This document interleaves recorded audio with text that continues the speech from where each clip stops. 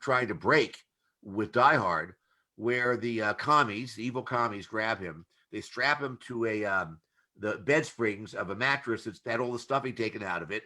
They put like battery cables on his gonads, and they shock him. And sometimes he breaks free. He kills all 19 people in the room. Then he grabs the microphone and says, "Main bad guy at the other end of this call, I'm coming for you next." So in that universe, you know, the Bruce Willis character in Die Hard was totally different. And we were desperate enough. And the movie release date was, the poster was already made. They had to cast somebody. It was either Bruce or me. Anyway, the rest is history. You talked about the note from the director in terms of the new scenes you had to write, in terms of things on the day, like something on set was not functioning properly, you had to go to a different location. Was there anything with a much even shorter time span where you had to try and cook something up? Well, the funny thing I've noticed, and I'm speaking as someone who was now it's very common. In my generation, it was maybe less common, but I was one of those kids in high school making movies, you know, with the physical film, you know, and they had to, you know, splice it and stuff. If you've gone on and made student films, you know, you're trying to look, what's his name? He's such a flake. He must have gotten stoned. Somebody else has to play that part. You're scrambling for locations and costumes and like, clip on tie, it's all you could find. He's supposed to untie the tie. What the? Yeah. So, but I've had these experiences on major motion pictures that are like student film experiences. It's kind of crazy. In Commando, everybody remembers an opening scene where a guy's taking his trash out and he gets whacked. He said, "I was afraid you'd miss me." We won't. Right. That was filmed at my house. This is like, and I never said like it's a student film, but like I get a phone call from the producer, Joel Story says, "Listen, can we film the opening scene at your house?" And I go, "Why the hell was you on it?" He says, "Well, the way the director sees it, he wants the garbage truck to make a quick getaway, and a garbage truck can't make a quick getaway. It's a monster. It's an action movie. It can't do a K-turn, beep, beep, beep. And so it's got to be a cul-de-sac. And Joel, the producer, was at your house. He remembers you live on a cul-de-sac. And he figures you'd be game and you could do it on 24 hours notice, you know?" So in Die Hard, we were always frustrated by the fact that the hero and the villain could not meet. Joel Silver, we has a theory about action movies that they're like love stories inverted. In a love story, a rom-com, the boy and the girl have a cute meet. They have a couple of dates. They have a big fight. Then they're together at the end. And the action movie, the hero and the villain have a cute meet. They almost kill each other a couple times, and finally one kills the other. And the construction of this movie was there was no opportunity for Bruce Willis to meet Alan Rickman. And it sort of was on our minds the whole time we're doing the movie. And one day I was on the set and they took a break for in the afternoon and they came around with craft services with snacks. And someone said, apropos of nothing, to Alan Rickman, "Alan, a lot of the British actors do an American accent. Do you do an American accent?" And Rickman said, "Well, I don't know if I do an American accent per se, but I do like you do a California one." So everyone laughed. And I said, oh my God, that's it.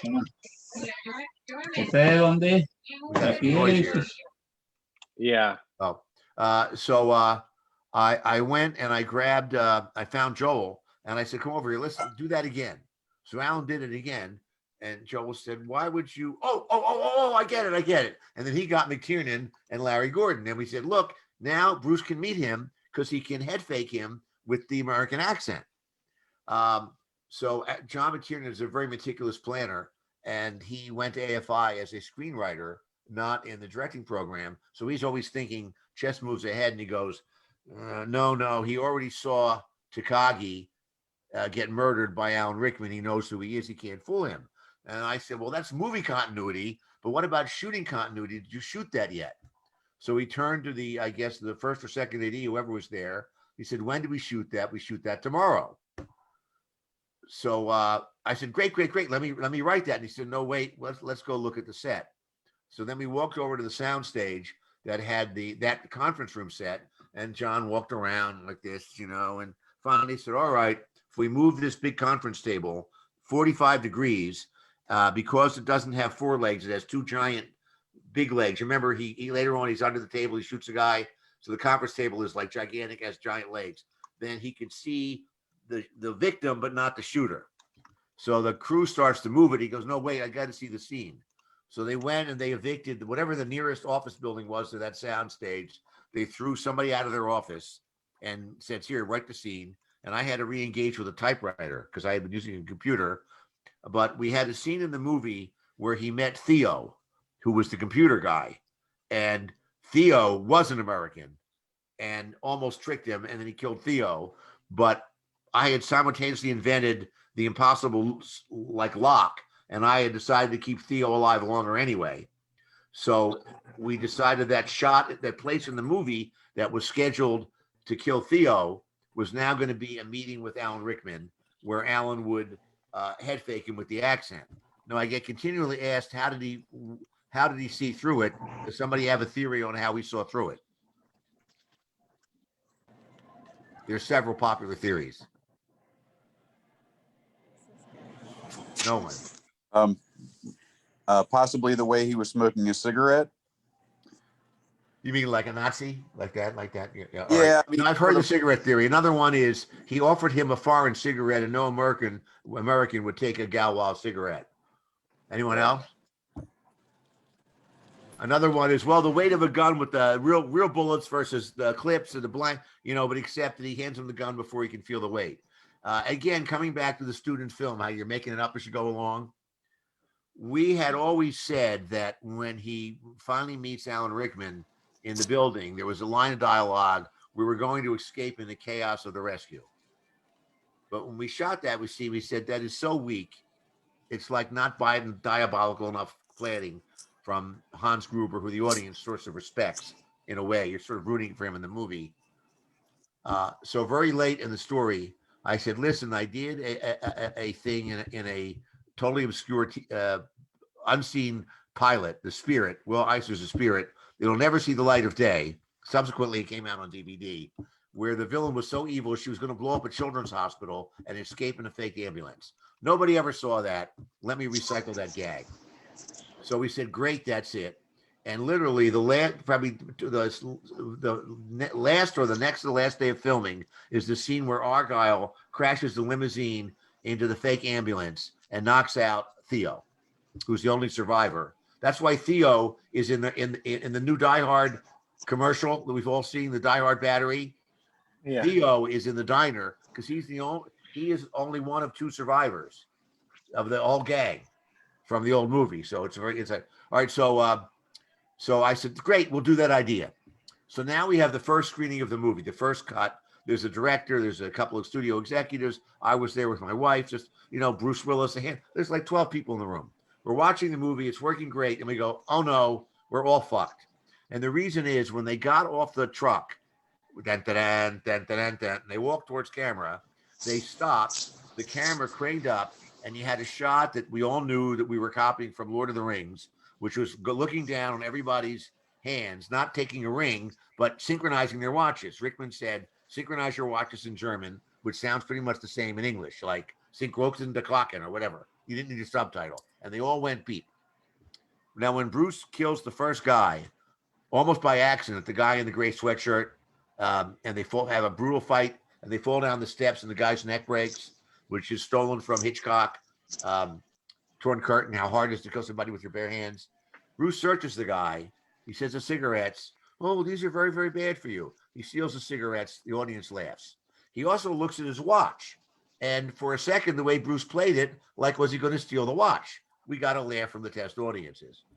Then this movie goes on. Anyway, as he searched each subsequent guy, he paused at their watches.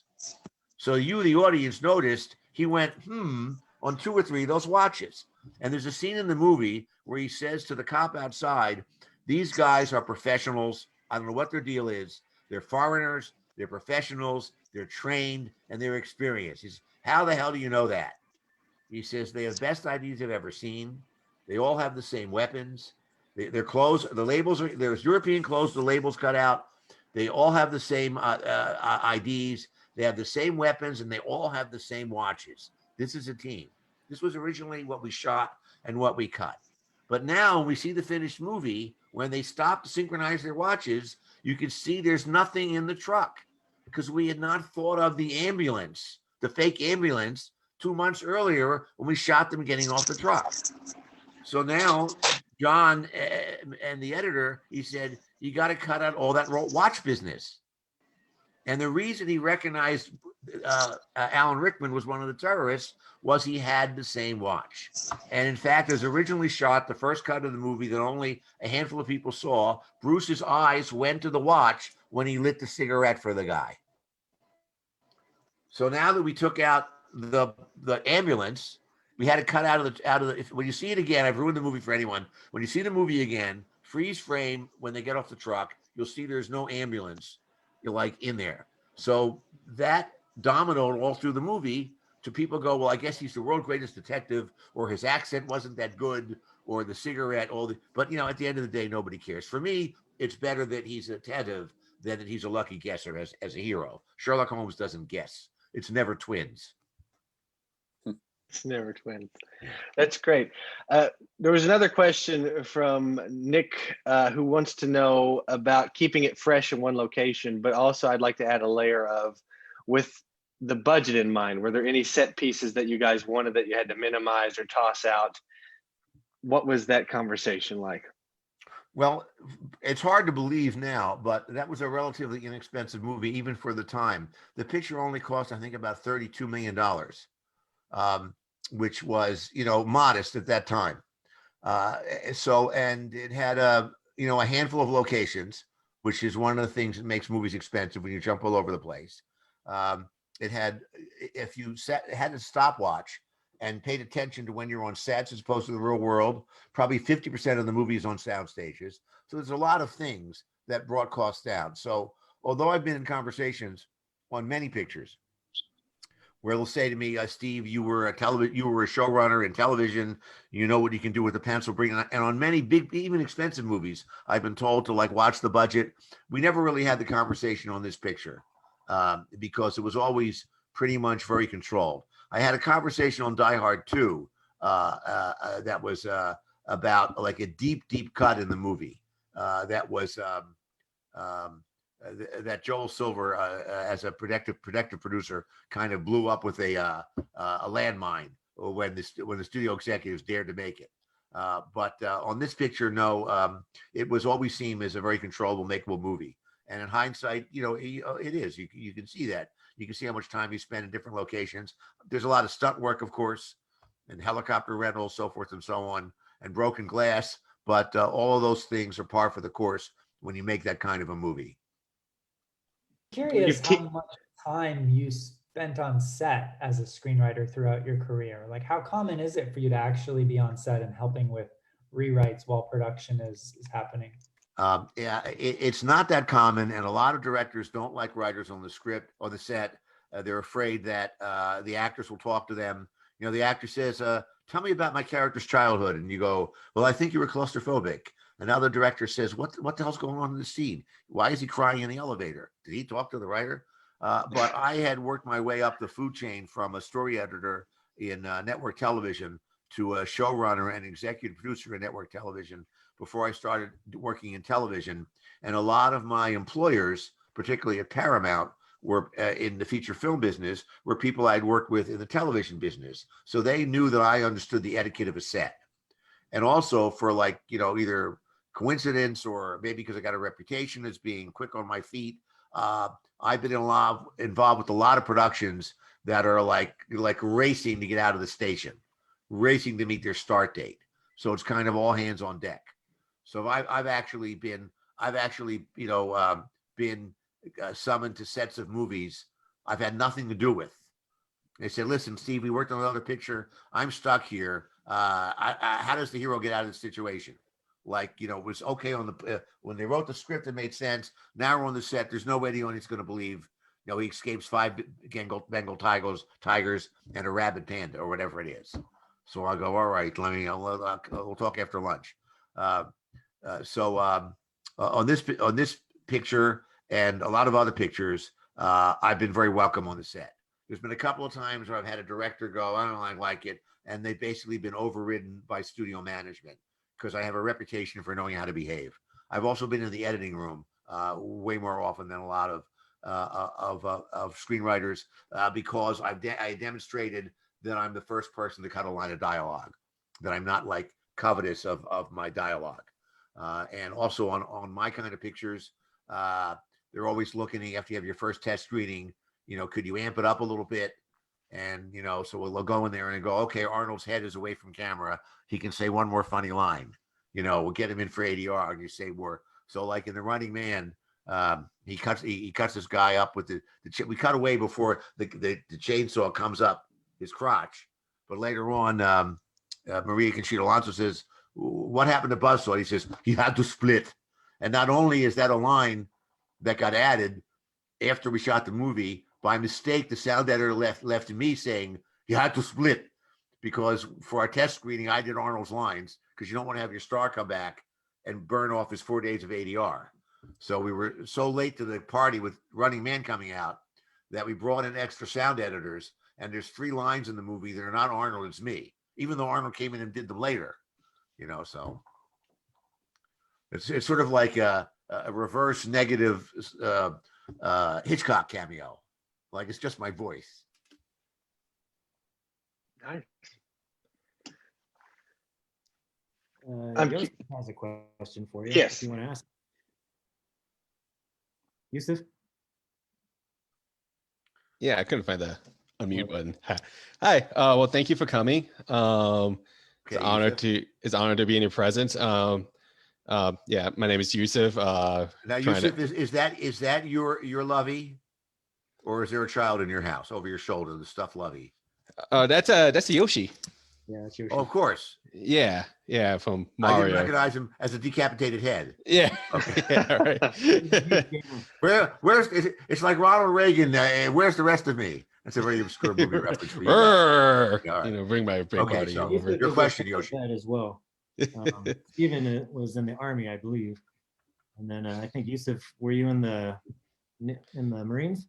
I was in the Air Force. I met Rick through the Writers Guild Veterans Writing Project. Yeah. So that's how I know each other. So I'm still like volunteering the program, working on this new current line of class. So, but my big question to you, I'm a huge gamer, love games. One of my favorite games is Street Fighter. And so I know you wrote and directed, not kind of, but did. Yeah. I'm very curious about your process of writing this, because there weren't back then there weren't that many video game movies there then, and they kind of Double Dragon was a few months earlier, and then there of course was the Mario Brothers. Yeah. So it's so I remember as a kid, seeing a video game movie was a really big deal, but then it's also interesting, how you kind of take a different approach to it. So I was wondering, what was your process of writing it and how also it affected your directing for this movie as well? Well, what happened was I was working on I was already in business with Capcom with an animated series of Cadillacs and Dinosaurs, which was a comic book that became a coin-op game. And in fact, I made a deal with Capcom, and I made to make a video game, home video game, and a TV series. And I made a home video game for the Sega system, the Sega CD system, and I hired a young programmer named Elon Musk. You can Google this. So I have a category I want to put on Twitter, a hash mark like most unlikely employee. My most unlikely employee in my career was Elon Musk.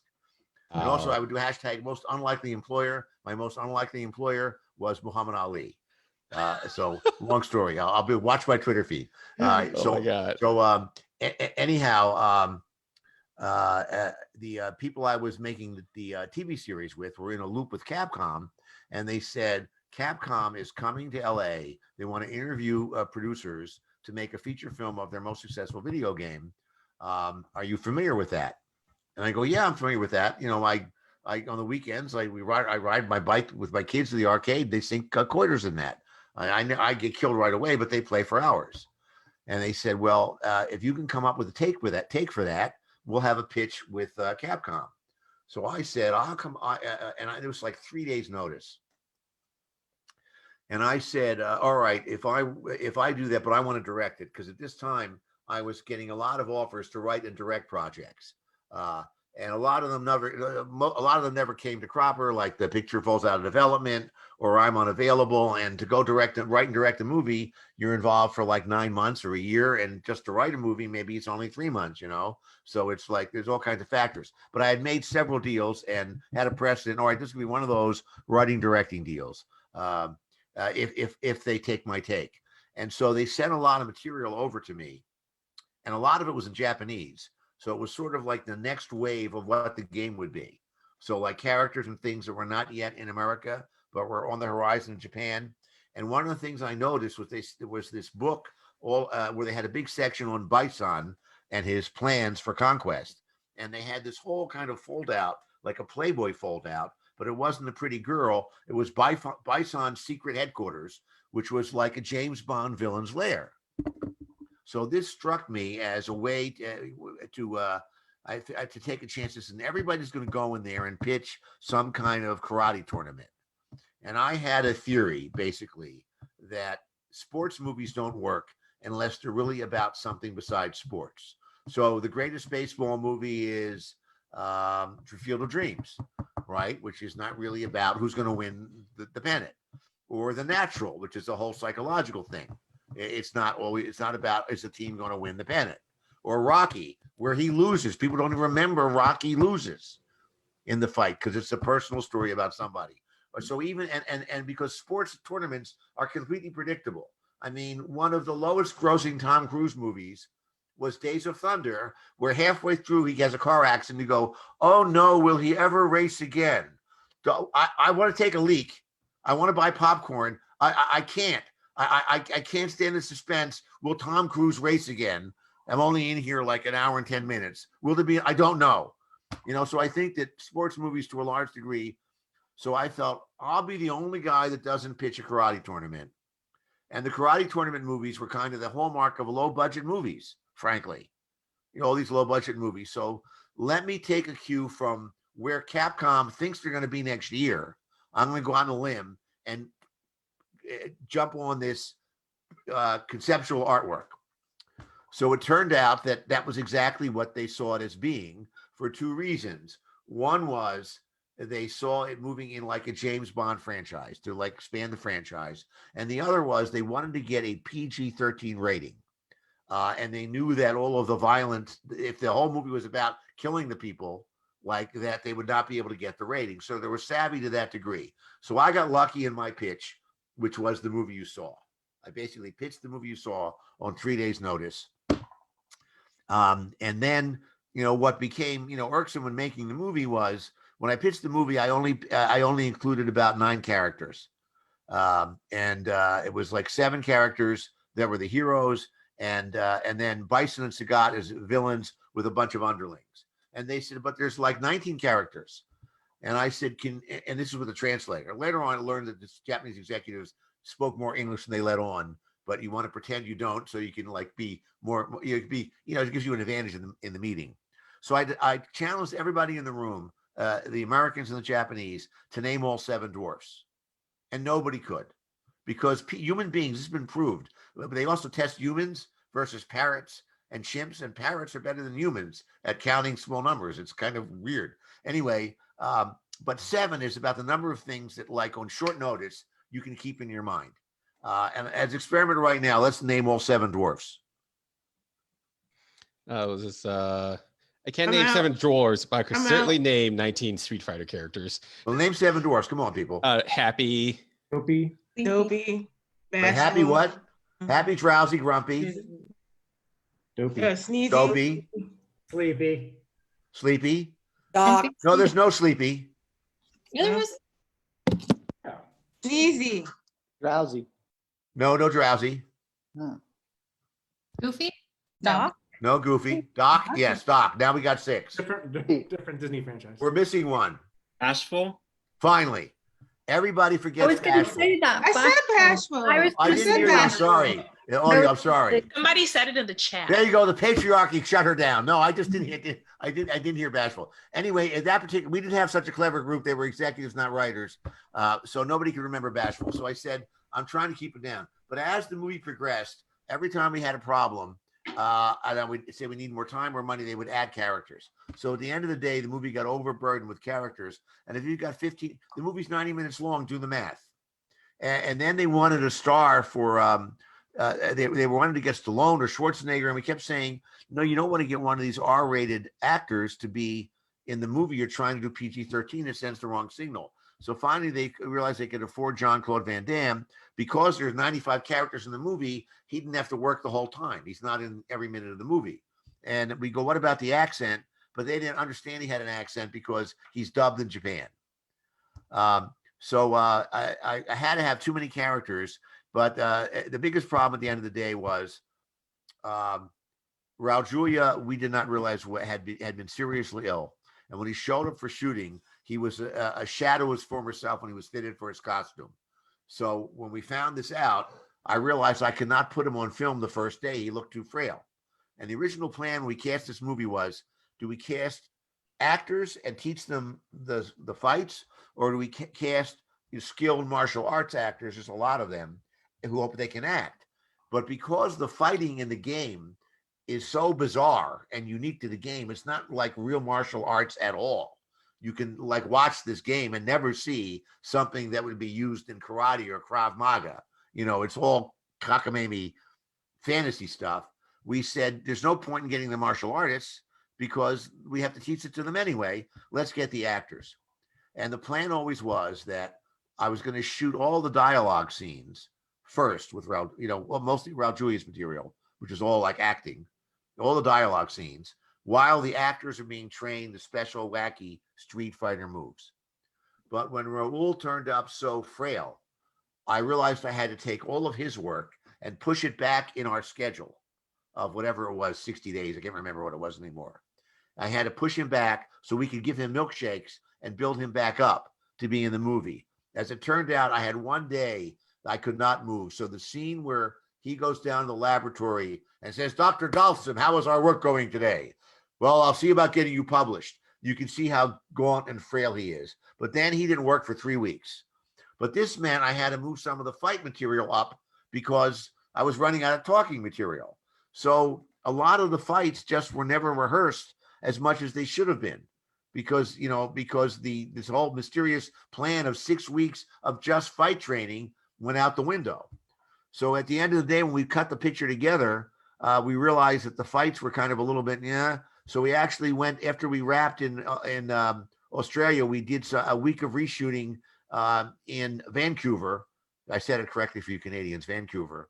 And the final fight with Ken and Ryu versus Vega and Sagat was shot in Vancouver, and you can see that it's a much more fluid fight. They're good at it. Then, strangely enough, when we turned it in for the ratings, at that particular time, the rating board, they were like in a high dudgeon. And have you ever seen the movie? This movie is not yet rated. Anyone? Yes, I have actually. Okay, all right. So it's these randos, and you don't know what's driving them. So I think there had been some violence in a school shooting. It was only a wounding. It wasn't a really big school shooting. A lot of people killed, just a minor wounding. But I think it was somewhere in Southern California. So they rated us R. And again, I had come to feature films from 8 o'clock television, $6 Million Man, Bionic Woman. I know how to do family-friendly PG violence. Somebody gets killed, you hear a gunshot, you find the guy dead, you don't see the gun shooting. So I knew how to shoot a PG. They were just on a tear. So they rated us R. So then we had to recut the movie. And now our fight scenes, which are already not as good as they could have been had there been more training, I had to cut them back. So maybe instead of seeing a blow land, you see someone throw the fist, and now you see the other person fall back. It's a Saturday morning sheet. And then they rated it R again. So finally I recut it again, taking out any blood. So Vega fell in his own claws, and you saw the blood in the movie we shot, but then we had to cut out the blood. So maybe Vega's alive for a sequel. I don't know. Anyway, I cut it back, turned it in. They rated it G. Now there's panic in Universal Studios because a G rating is worse than an R rating. The R rating was scary because you can't advertise toys on television for an R-rated movie. We had toys. You can't advertise your hamburger deal. We had a hamburger deal.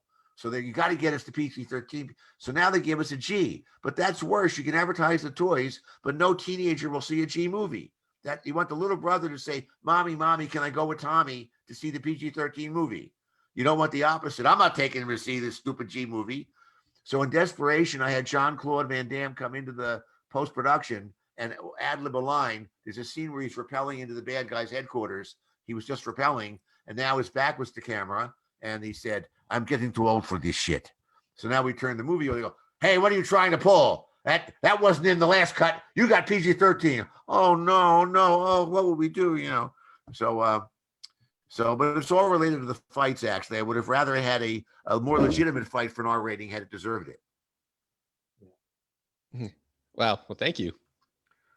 Sarah I has mean, my answers are more long-winded than you want, but this is because I just did a long interview for a new Blu-ray steel case release of Street Fighter that is going to be coming out in January, February. So watch for it on Amazon. So All right. I'm sorry, I'm regurgitating my recent interview. Oh, this is great. This is great stuff. Thank you. Sarah, did you have a question? How about a writing question? I'm curious because one really memorable thing that I have experienced with you, Steven, is how incredibly thorough your notes are.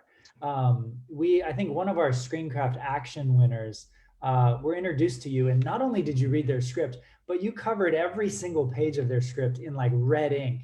And you even, when you emailed me, you shared a screenshot of your own script, I think Jekyll and Hyde, that you had marked up like crazy. Is that your process when you're rewriting? Like, do you print out your Well, draft first off, was this and then person write all over it? was this a bug or a feature to your contestant? My notes. Oh no, they loved it. They loved Okay. it. Because I noticed I haven't been called to be a judge lately. I thought maybe I alienated too many winners. They got, hey, I won this thing. Why did this guy tear me a new asshole? I just don't want to bother you too much, but they loved it. No, I enjoyed doing it. Look, I was on this. I would be getting notes from studio executives when I was starting out, and they would give me notes like, "This scene needs a fence around it." I go, "What the fuck?" Or like, "You did have more fun with this," you know. And when I would get somebody to give me a very specific note, like I go, "Wow, that's like practical," and I made up a mind that I'm not gonna. When I'm in a situation as a producer and executive, I'm not gonna give people these like fuzzy, amorphous, generic notes because, you know, how do I? What does that mean? How can they process it? So I pride myself. I can't give you the I can't give you the strategy to be a successful screenwriter, but I can teach you tactics. You know, so I think a practical note that is tactical is easy to give if you have that hat on. You know what I'm saying? Like I had a conversation the other day about a scene where this is a pilot that we're supposed to film if this ever ends next summer. And the character is these people are robbing a jewelry store, and a cop stops them, and the cop says, "Say cheese." So I go, "Well, what does that do?" "Well, I'm trying to do a kind of action movie line, you know." And I go, "But like that makes no sense. Like in this context, like the funny line, it would make sense if there was a camera, right, up above, and a security camera, and then she points that they were on camera and they were observed. But now we're like making the movie more expensive to make a weak joke work." So I said, what I always try to do is, and especially in these kind of movies, the funny jokes in action movies are not really the kind of things that you could repeat to a friend. Like, for example, I'll have what she's having in Harry and Sally. You can explain that joke at the water cooler and people will laugh because that's characters in the movie being deliberately funny.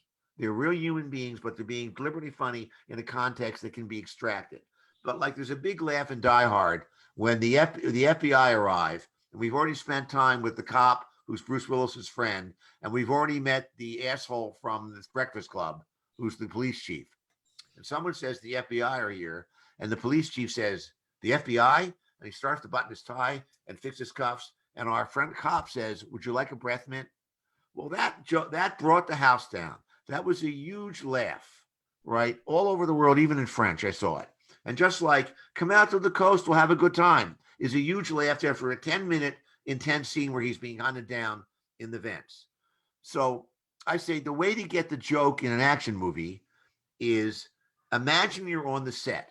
You're in that room. The producers are screaming. You're in too much overtime. What's a joke that works in the reality of your movie? So in this particular case, I said to the writer, they're stealing jewelry.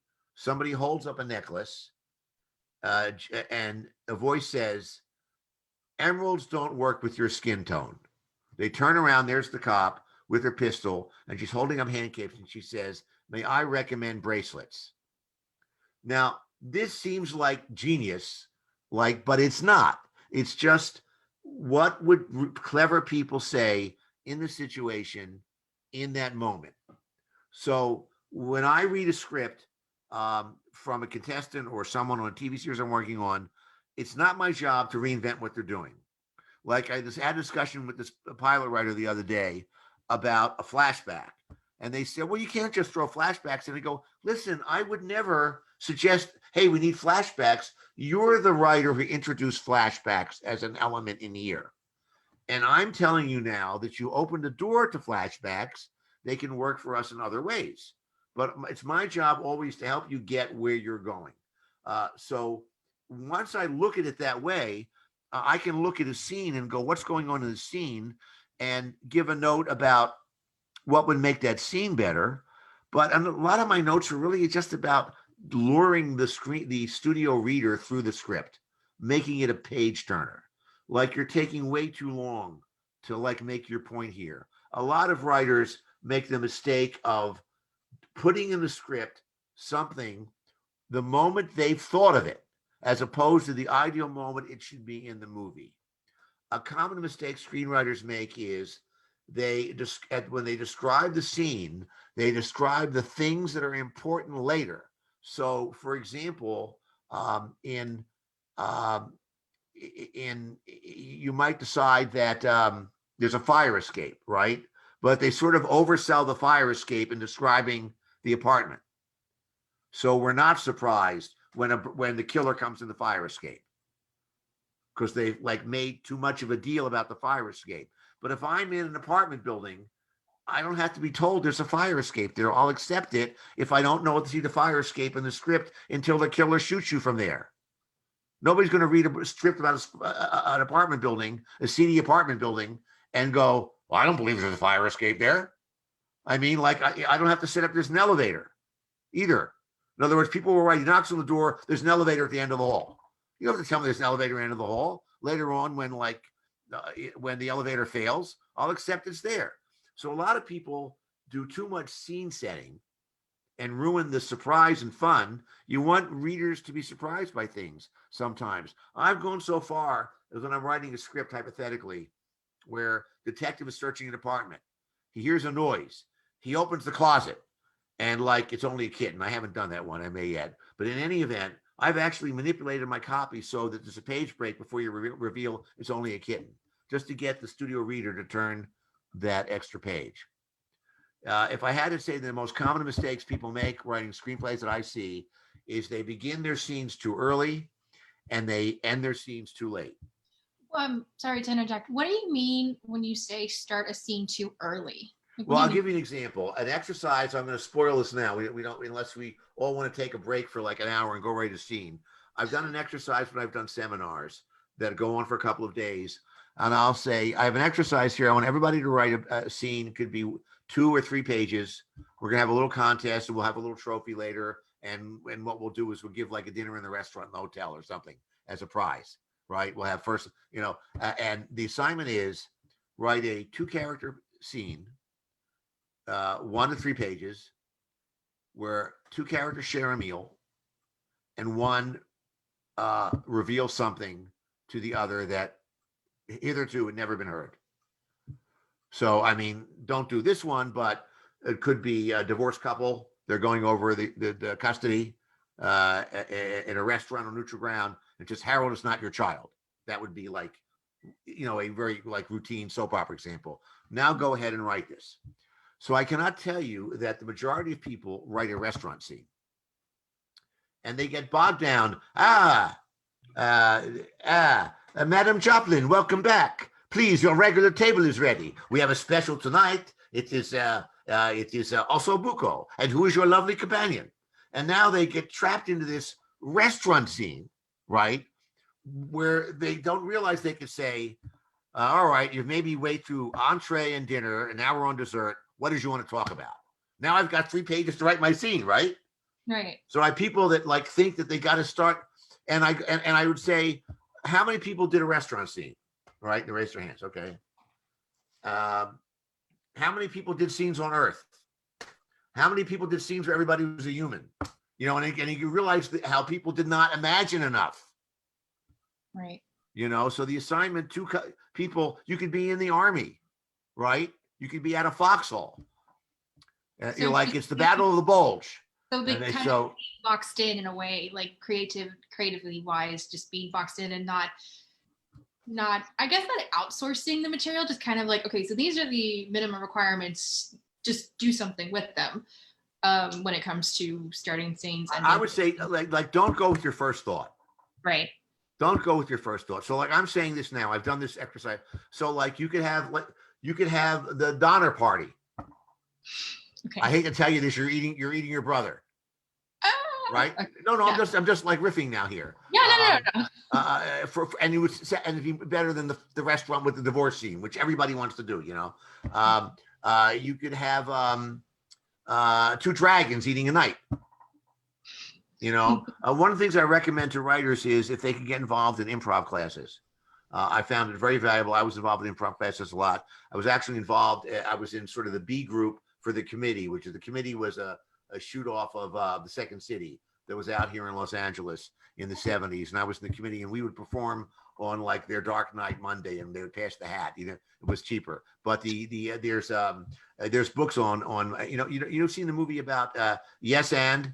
There's a movie about, okay, so if you can, we would all benefit from a writer's room, but we don't have a writer's room, but there's a writer's room in your head. If you can yes and in your head, and if you know some of the basic improv exercises, like if we're doing an improv group, we'd say, give me a location, an activity, and 2 characters, or 3, like they would, and you put it together. So I just found that the improv experience and the ability to think outside the box, and you can always come back in later, are really, really valuable. And to say to yourself when you write a scene, what is the last moment I can enter this scene? Now, this writer I'm working with now who's writing this pilot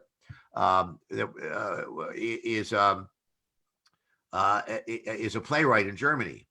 And I said, I'm not saying this because I know you cut your teeth as a playwright, but I have to notice that you have all your characters entering and exiting your scenes through doors. They don't have to exit and enter the scenes through doors. The camera enters and exits them. We can just discover them. So entering a scene as late as possible, leaving it the moment it's over, leave on a high note, like the Jurassic Costanza rule, leave on a high note, and thinking outside the box. There's a lot of these books, Steal the Cat and all so forth and so on. The 3 books that I recommend highly are The Technique of Screenplay Writing by Eugene Vale, which was first published in the 1940s and has been through several reprints. And I think it's the best book on script construction. And motion picture scripts are really about construction, much more than plays. And the last chapter of this book says common mistakes in screenwriting, and there's like 120 mistakes. And so one mistake, maybe secondary goal eclipses, mistake number 62 is secondary goal eclipses main goal. And you go, what does that mean? You have to read the book to see what that means, and then you realize what it means. There's a wonderful example in this book about how important the location is for the scenes you picked, even though the information is exactly the same. So Eugene Vale, who actually met late in life, and Eugene Vale, by the way, is the inspiration for the character in The Big Lebowski who's in an iron lung. this guy actually was an iron lung at the end of his life and wrote like his last revision of his book on screenwriting from the iron lung. But anyway, he says, let's say the scene is parents are told that their child has been hit by a hit and run driver and is in dire condition. And the person who hit the car, ran over their kid, is their neighbor. Now you could have that scene at the police station where the police have called them and they've come down there and they've told them. And that would stress the law, the shock of the parents, parents, oh my God, same thing. Another version is at the hospital where you can see the kid on life support behind the glass and the police officer is telling them there, it's your neighbor, right? When the police telling you, we caught the guy, we tracked down, he took the car to a body shop and he had it repaired, but it matches the piece in the driveway. And we're here to tell you, we're going to make an arrest tonight and it's your neighbor. So you can do it at the police station. You can do it at the hospital, but then Vail suggests another one at the house of the parents. And as they tell them through the patio window, you see over the fence, the neighbor barbecuing for his kids. And you go, wow, that may be the most powerful one of all. But the scene is the same. Yeah. The dialogue is the same. So I recommend that book very highly. And then there's a book from, I think, the 1920s or 30s called The 36 Dramatic Situations. No, not that one, but Lejos Egri. That's another one. No, Lejos Egri has a script called The Art of Dramatic Writing. The Art, exclamation point, of Dramatic Writing. And I think it's from the 1930s or 40s. And it's all about playwriting. He has, I remember my first meeting in Hollywood. Harv Bennett, who later did the Star Trek, The Wrath of Khan, and all those movies. He said to me, Steve, you have a jump here. And I go, what is a jump? And he says, give him a copy of the book. And he had the copy of these books like he gave them out to the writers, The Art of Dramatic Writing. And a jump is when your writer's hand wants your characters to get to a certain point, but they would not plausibly get there that quickly. So love does not turn to hate overnight. Love turns to like distraction, to boredom, to indifference, to anyway, you got to have an emotional journey before you get to hate. He has it, and in this book, Egri takes some very famous plays that what's the what the hell is it? I can't think of it. It's the love triangle play, Noel Coward play. Help me here. Where's the love triangle? Gary Cooper was in it in the movie. And do you know what? Dan Lauria is here. He's like the play. He knows everything about plays. Anyway, it's a love triangle, and Gary Cooper was in the feature film version of it. Present laughter. No. That's Neil Simon. No, it's not. Present laughter is no coward. Present laughter is no coward. Well, it's not present laughter, but anyway, it's the one where there's a love triangle in it. Anyway, but he takes some plays you really know really well, and he shows how deeply flawed they are. And then he takes other plays that work really and shows why they work. So a jump, I'll give you an example of a jump, which is from a Shalom Aleichem story. There's a Shalom Aleichem story. His name escapes me right now. There's a guy's on the trolley car in Minsk. And the guy's on the trolley car next to him. And he says, excuse me, do you have the time? And the other guy, it's a young man. And the older guy says, there's no way a bum like you is marrying my daughter. And the guy says, what the hell? I just asked you for the time. What was that about? He says, it's very simple. We're both in the same trolley car. It's going back to the Jewish neighborhood. It's almost sundown at Shabbos. You're obviously a single man. How can I not invite you to my house for Shabbos dinner? You're going to take one look at my beautiful daughter and be interested in her. But you can't even afford to watch. How am I going to let you date my daughter? So that's an example of like a jump. Whereas like you skipped all the parts that make it plausible for the characters who have arrived at that emotional state. And you learn that from Egri. And the third book is, I think, called, let me see, I have to look at my, I've been looking at my bookshelf. Wait a second now. The third book I recommend is, we'll be here. Where I am, okay. Where did it go here? Playwriting, yes. Playwriting by Sam Smiley, which is a much more recent book. And he made the choice, I guess, for modern writers to give a lot of his examples for motion pictures rather than plays. So he mixes plays and he mixes motion pictures up. So I recommend these books to everybody. But I'm telling you that my copies of Eugene Vale's book and Lejos Egri's book have actually fallen apart over 30 years 3 times. And I've given a copy where the back is broken and the rubber bands hold it together to like successive interns and said, here's a new copy of this book. I want you to copy all the highlighting over to the new copy so it doesn't fall apart when I frequently reconsult it. Okay. I have another question. Okay, all right. Very random question. Well, off topic. You wrote The Running Man, which is an adaptation of a Stephen King novel. Stephen King novels tend to be very descriptive, a lot of energy, a lot of information. How do you take, like, how did you take on that challenge of taking this book by one of the greatest novelists in the world and turning it into the film? Well, I mean, the first thing I didn't do was say, how can I like destroy the universe Stephen King made? Yeah. But as soon as you cast Arnold Schwarzenegger in the book, the premise is that in the year 2019, there's this horrible worldwide depression, which is so bad, there's virtually no work. Like the only way you can get work is like in On the Waterfront, if you bribe some shop steward to like give you work, except the hero would not take a shit from anybody. He punched out a shop steward and now he's persona non grata and nobody will hire him. So when you cast Arnold Schwarzenegger in a movie and you say he can't get work, you got to say, couldn't he like get a job like selling pianos door to door? I mean, it defies credulity that like Arnold Schwarzenegger can't get work. Also in the book, the character's wife is a hooker because times are tough. The baby is dying. He needs medicine. So he goes in desperation on this game show called The Running Man, where desperate people go on because they can earn money. So trying to shoehorn Arnold, who we knew we wanted to get, into this role of desperation with the hooker wife and the dying baby, both of whom die, by the way, in the course of the book. It's just not, in 1987, this is not a fit for Arnold Schwarzenegger. So the way to get Arnold Schwarzenegger onto the fatal game show, history, provides the example of the Roman arena. So this is what my mind went to. Now, the other directions my mind went to were because Stephen King, for all of his gifts, I have Stephen's solidarity, even though he spells it differently.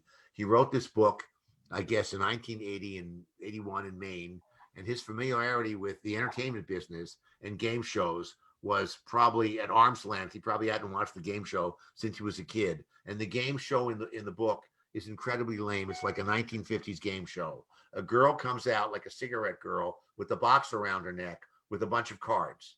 And you pick a card and that tells you how much lead time you get before they chase you. So it's like Vanna White, except with a box. The game show is 30 days long. It's on every day for 30 days. The contestants in the game show, he's writing about 2019, like in 1981, right? So right. Everyone, all the contestants who have volunteered to get the money are given a video camera and a collection of videotapes.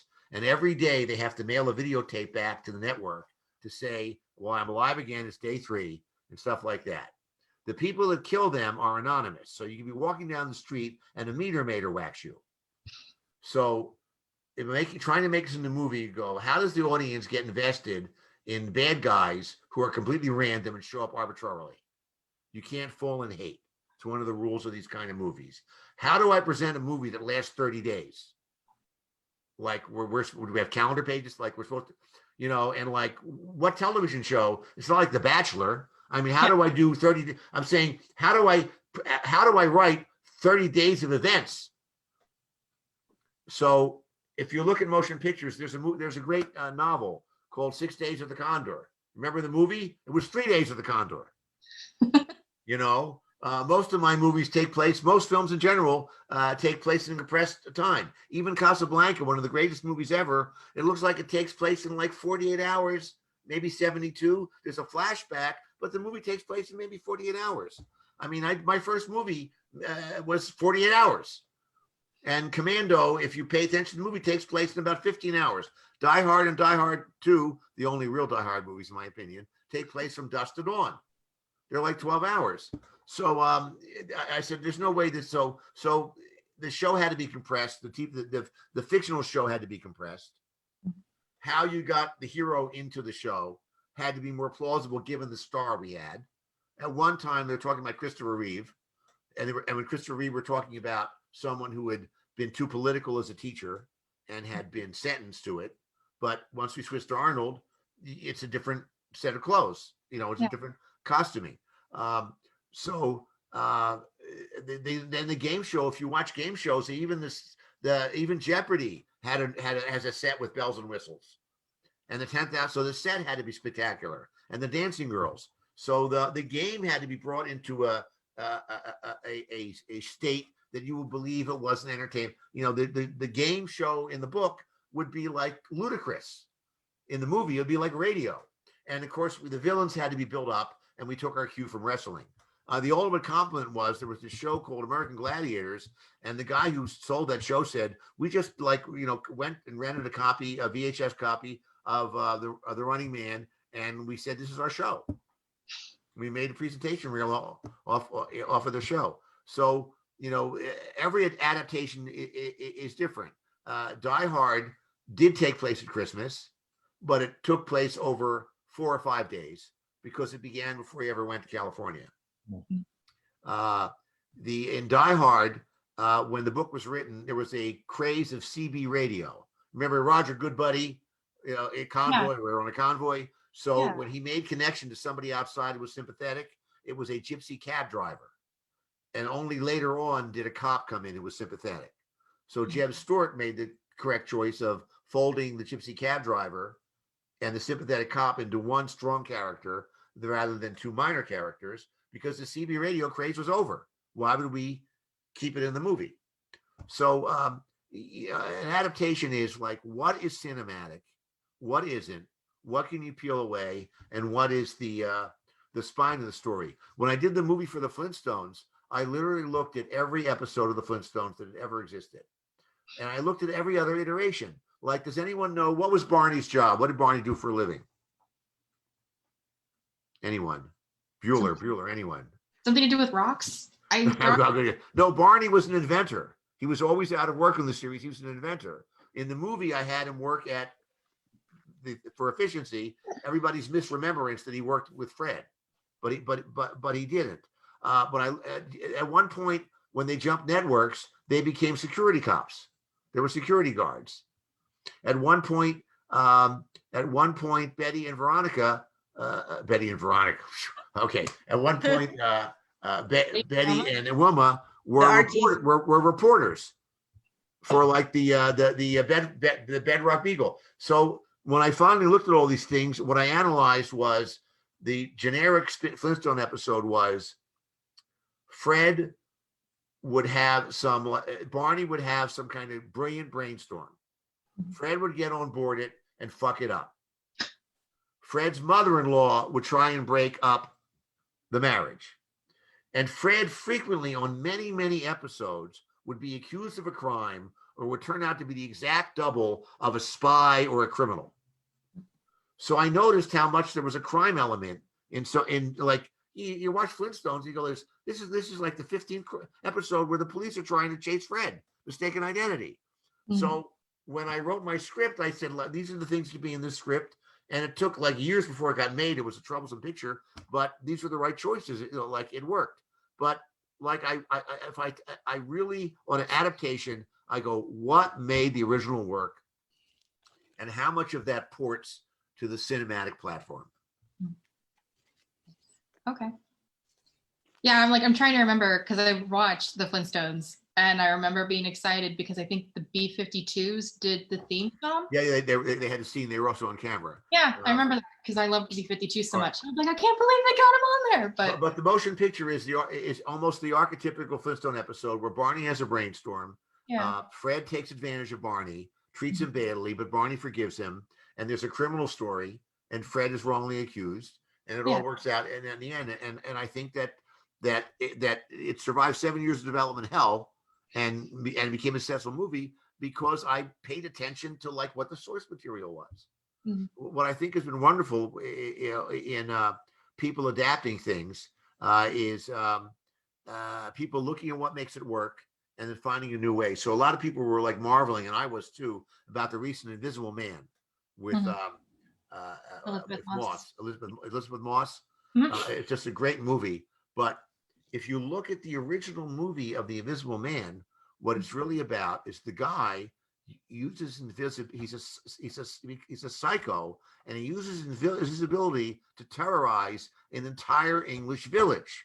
So the remake that, oh my God, how did they ever think of that? Somebody looked at the original and said, let me distill this down. It's about terrorizing, but terrorizing English village. I want to do a movie for 2019. What could I terrorize instead of an English village? Like, how about one person?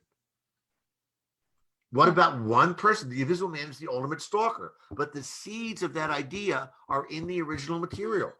It's just somebody like found a new way to attack it. Right. And like, even if they'd done the best version in 2020, England now, where they still have cell phones and they don't have the red boxes anymore, the red, like, and it's, and it'll be a running gag of Brexit. Like, there's a whole like version you can make.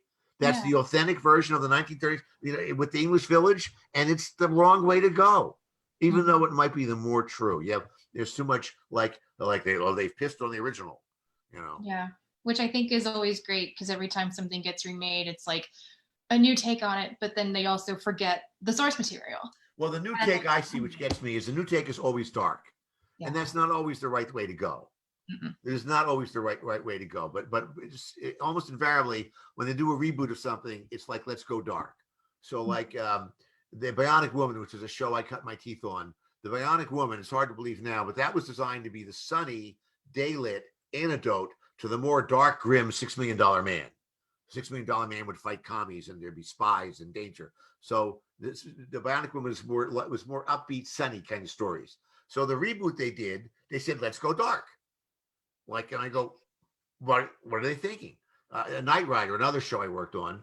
The original idea was, it's like reducing like the American, the Western, to the most ridiculous, reductum ad absurdum. It's the cowboy and the horse talks. That's the entire cast, the cowboy and the horse. Later on, we added like 2 other people. So it was so pure and simple. That's what made it work. When they did the reboot, they said, oh, it's like NASA. And they gave him like a NASA headquarters with 50 people and like this huge cast.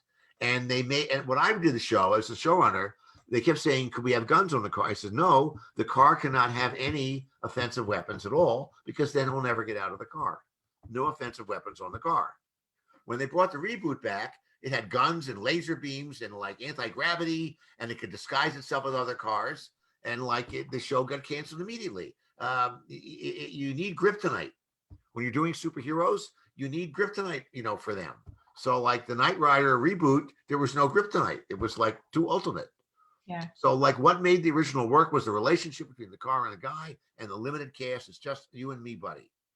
Yeah. So dark is not always better, but the reboots are always dark. I don't know why. I don't know why either.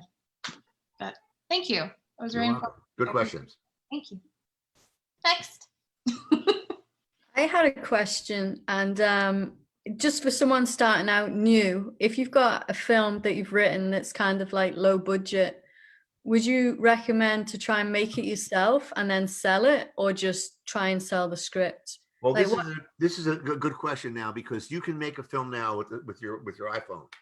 An Academy Award nominee was Tangerine, was shot on a cell phone.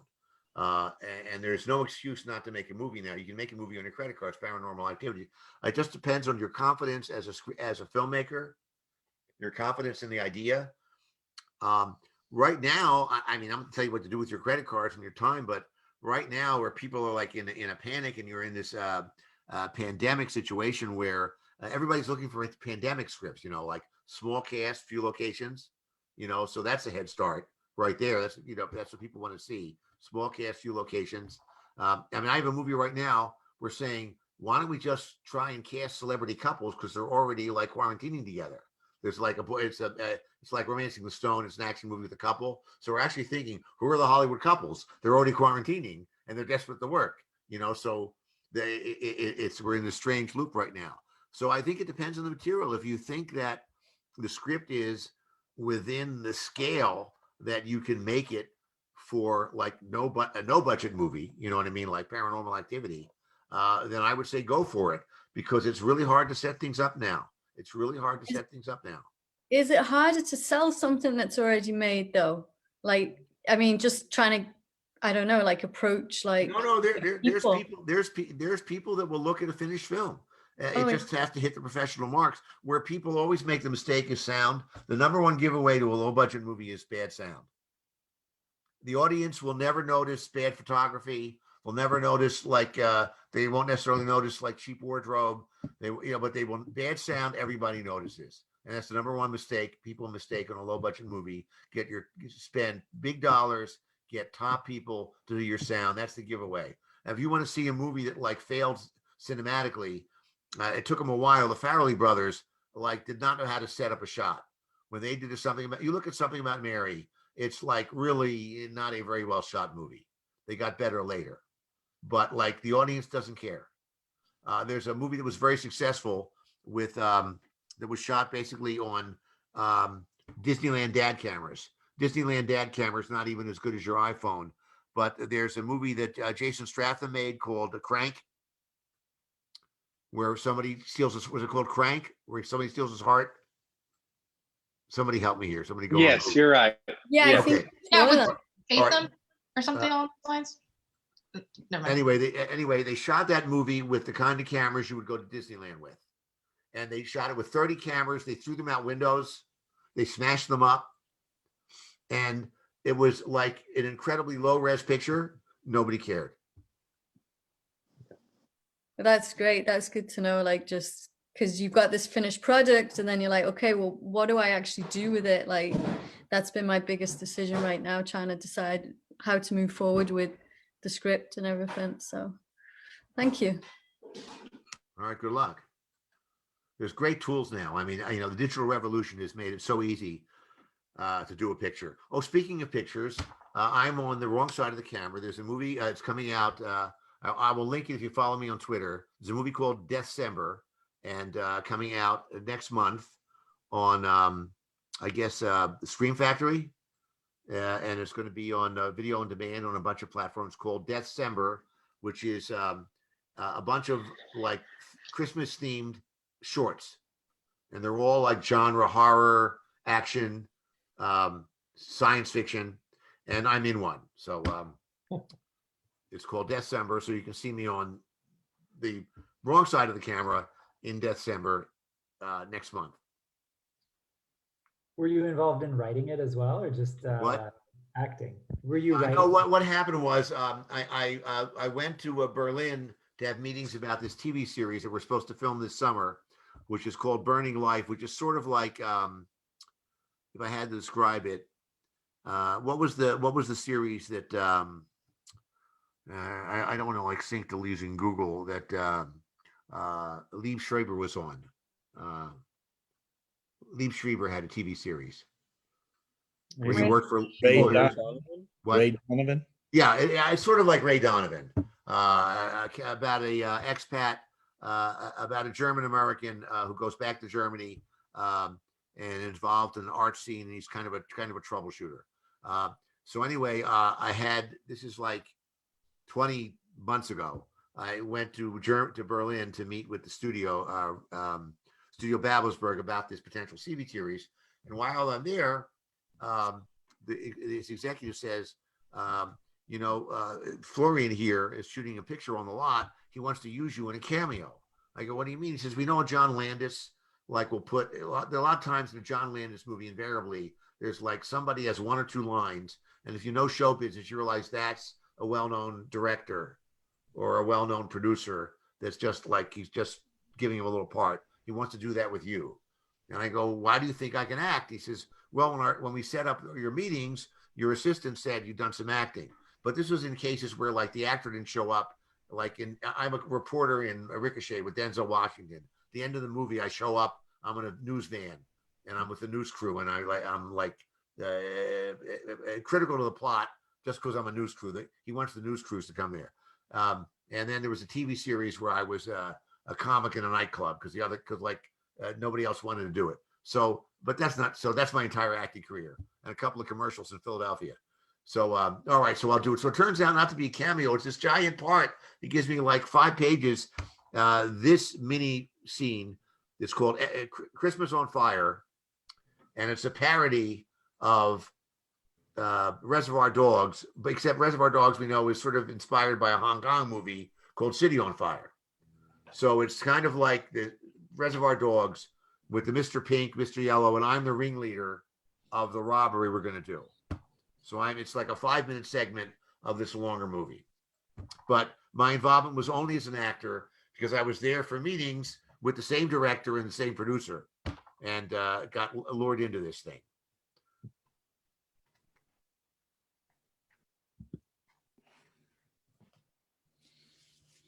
I noticed we've lost people since I started. No, we gained people since I started talking. For a second, I thought it went down to 28 from 33, and I figured I must be like a jinx.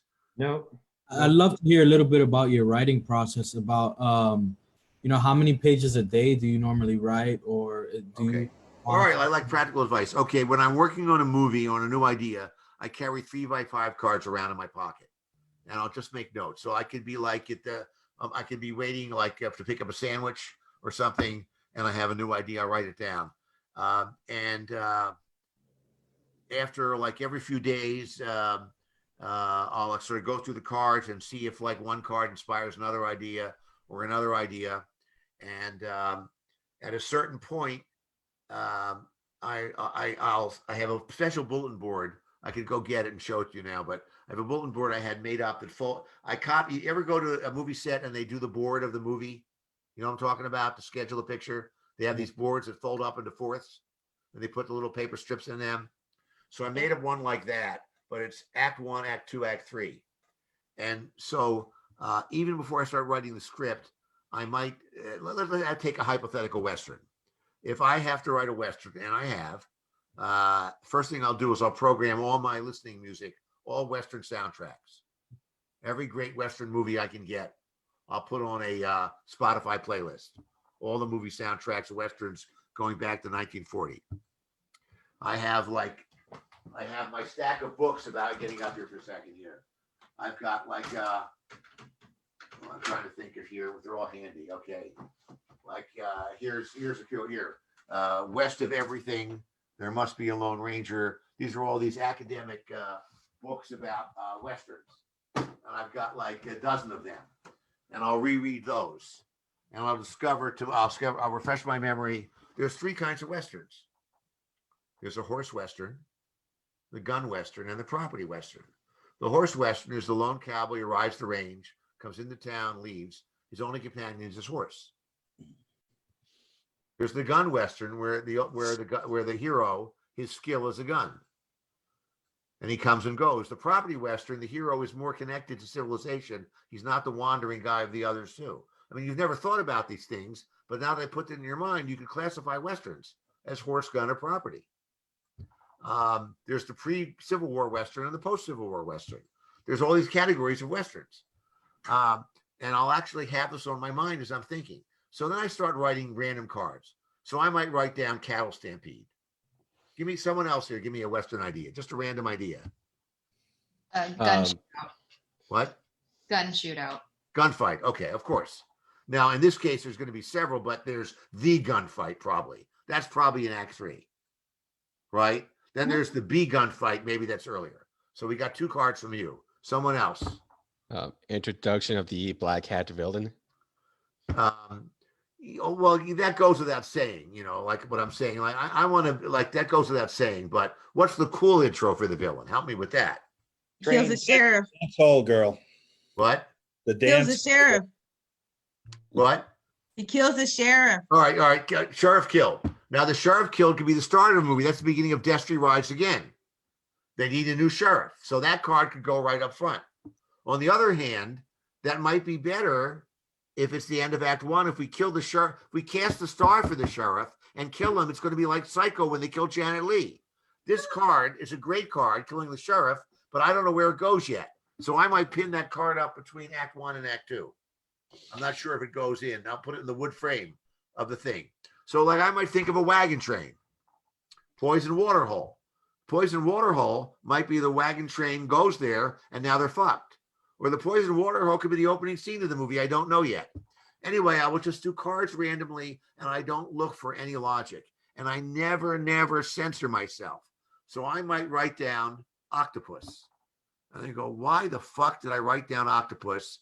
But like I'm at the dentist. I'm about to go like have a crown done, and I just don't want to think about it. I put the card in my pocket, octopus.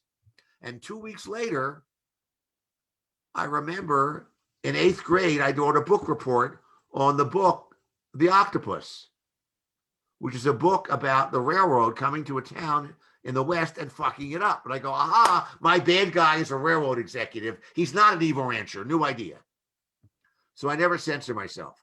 So then periodically over a couple of weeks, I start shuffling these cards and a couple of cards go together. So in this hypothetical case, maybe the wagon train and the water hole come together.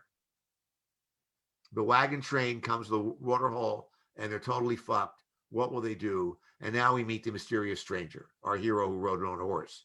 So when I discover on my board of 3 acts that a lot of cards are accumulating around a certain thing, like the water hole and the wagon train and the mysterious stranger and the friendly Indian and whatever these cards, I go, I'm building a whole thing with this wagon train. I might actually start writing that area of the movie, even though it's not the beginning of the movie. If I have a superpower, it is I never have writer's block. If I get stuck, I jump to another part of the movie. So if I'm writing romantic comedy, I may not have figured out how the characters meet, but I could probably tomorrow, if you roll me out of bed, I could write a good argument between 2 lovers. That might be the first scene I wrote. The first scene I wrote in Die Hard, when I was assigned to the picture, there was already an existing draft that was different in many ways, but the first scene I wrote was the scene where Holly confronts Alan Rickman. It was the first scene I wrote, and I wrote that because he wanted to cast the Alan Rickman part. And I was already told we needed to find stuff that Bruce wasn't in. So the combination of we need to cast the main villain and we need scenes that Bruce isn't in because we knew Bruce was going to be in the movie. That was the first scene I wrote from scratch, where she comes in and says to the pregnant woman outside, all that stuff. So then outline. Now, when you're in a studio situation, they want like a treatment, you know, and this is the worst experience of all, to do a treatment for a studio. You all think it's the best thing of all. Oh my God, they're paying me to write a treatment. But what happens is you have your idea for your movie or your TV series, and I guarantee everybody on this call could sum that up in 5 pages. So you turn that in and they go, this is great, Steve. Can you tell us a little more about Dan Lauria's childhood?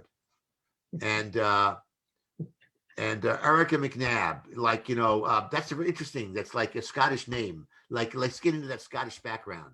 Maybe she competes in the Olympics in curling or whatever, like feedback you get, you know. So your 5 pages starts to get bigger and bigger and bigger. And then they'll say, okay, now can you tell us what the first episode is of the series? And so we got to have a 5-year plan. So before you're done, your 5 pages explain exactly. Star Trek, you can find it online. The original picture of Star Trek, it's like 5 or 6 pages. It's all there. So now you're up to, in my experience is over 2 or 3 months of development, you're up to 25, 30 pages. Finally, they say we're done. Right now we want to go to the network. But these idiots to the network, they don't have our like attention span. Can you knock this down to like 6 or 7 pages? Like that's sort of the basic experience. But when I don't have a studio involved, when it's just for myself, I can just look at the bulletin board with the 3x5 cards. And maybe if I'm going on the road or if I'm traveling, I might actually transcribe the cards to like a 2-page bullet point memo. That's more transportable. That was in the 20th century. Now I've actually taken a picture of my bulletin board. If I'm like traveling, if I'm going to be like in another city or something, I'll take a picture of the bulletin board to be my guideline. On Die Hard, they gave me a blueprint of the building so that I could actually plan the action of the movie to fit the actual building, which is why the movie works so well. You sort of subconsciously learn the geography of the movie. You may notice at one point there's a pinup of a Playboy pinup on the wall, and Bruce goes by it, kind of passes for good luck. But that helps you understand the geography of the movie when the bad guys are getting close to him, when we travel over that real estate again.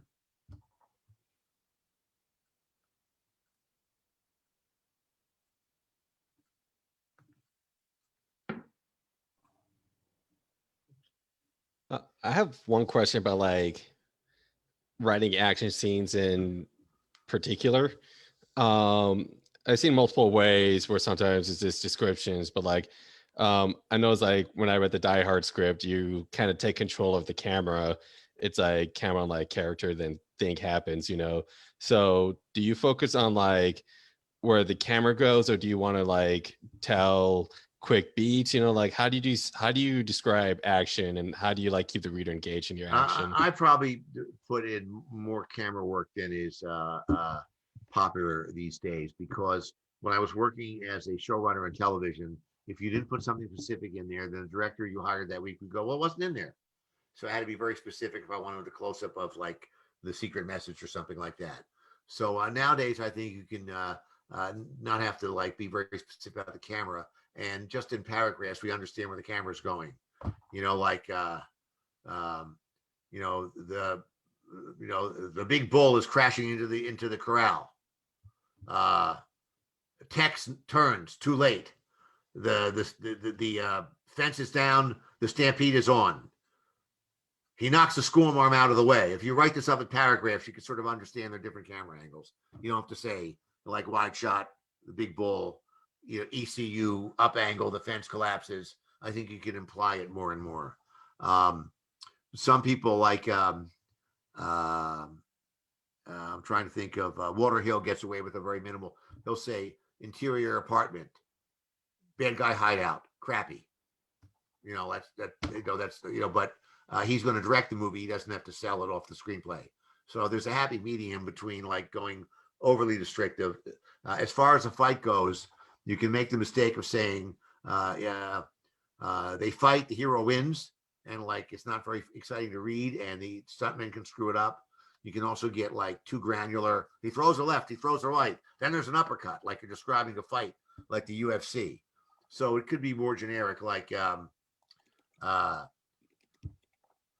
what's the Yoshi? What's the character's name behind you? Oh, Yoshi. Yeah, Yoshi. Okay, so all right, so we could say Yusef drives Yovi back, blow after blow, drives in the wall. Then Yusi whips his tail under Yusuf's Nash and turns the tables. But like, I don't have to say like, you know, be exactly specific. It'd be more broad in general. You don't describe anything. Mm-hmm. There's examples you can find and read. You know, I go more impressionistic. Somebody put some Die Hard scenes online, and I'm more impressionistic. One of the things I will do is I will kind of like make my slug lines blend seamlessly with the stage directions.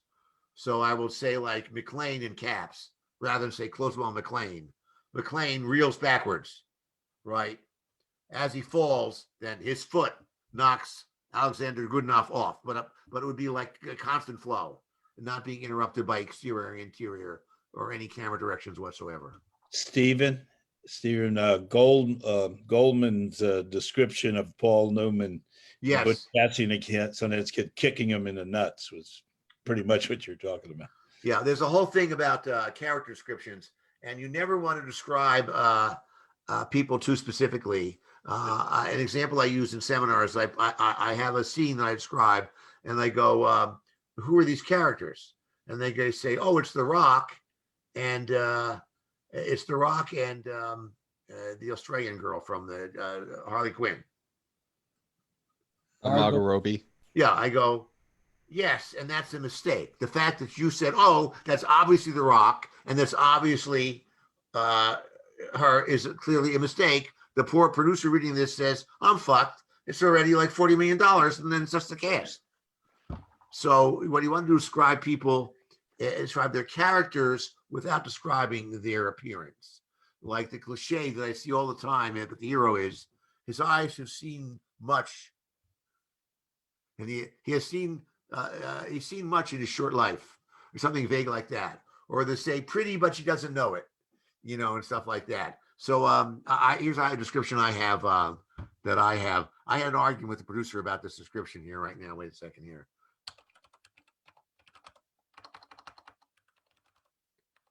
Okay. Okay, so I'm just opening this up now. I actually had an argument with the producer. He said, you have to have a better description for our leading lady. And I said, no, this is all you need here. Okay, so here's my description. this woman is this character is in the media. She's on TV. So it says, sitting in the chair she has anchored for a decade is Virginia Thomas. Professional and pulled together, her classic features are undermined by a didactic manner and a frumpy gray suit made for radio. Now, I think, and this is the argument I had, I think this will appeal to an actress. I've said she's attractive in a very oblique way. I've said she doesn't care about her appearance, which actresses love. And I've implied that she's an actress in her 30s or 40s by saying she's been on the show for 10 years. She couldn't have started night school. And I said, that is much better than saying she's 35 to 40. She's like really gorgeous, but she downplays it like you usually see. So there's you mentioned this, the Butch and Sundance. There's a great description of Butch, and it says that he's a leader of men, but if you asked him why, he couldn't tell you. And he's brunette, but most people would remember as being blonde. It's like a very strange description that could have fit a lot of actors, but who could have fit them in. I find that my secret is I would describe all the men as if it's Bogart and all the women as if it's Audrey Hepburn. And invariably actors say, oh my God, this is so me. How did you capture me?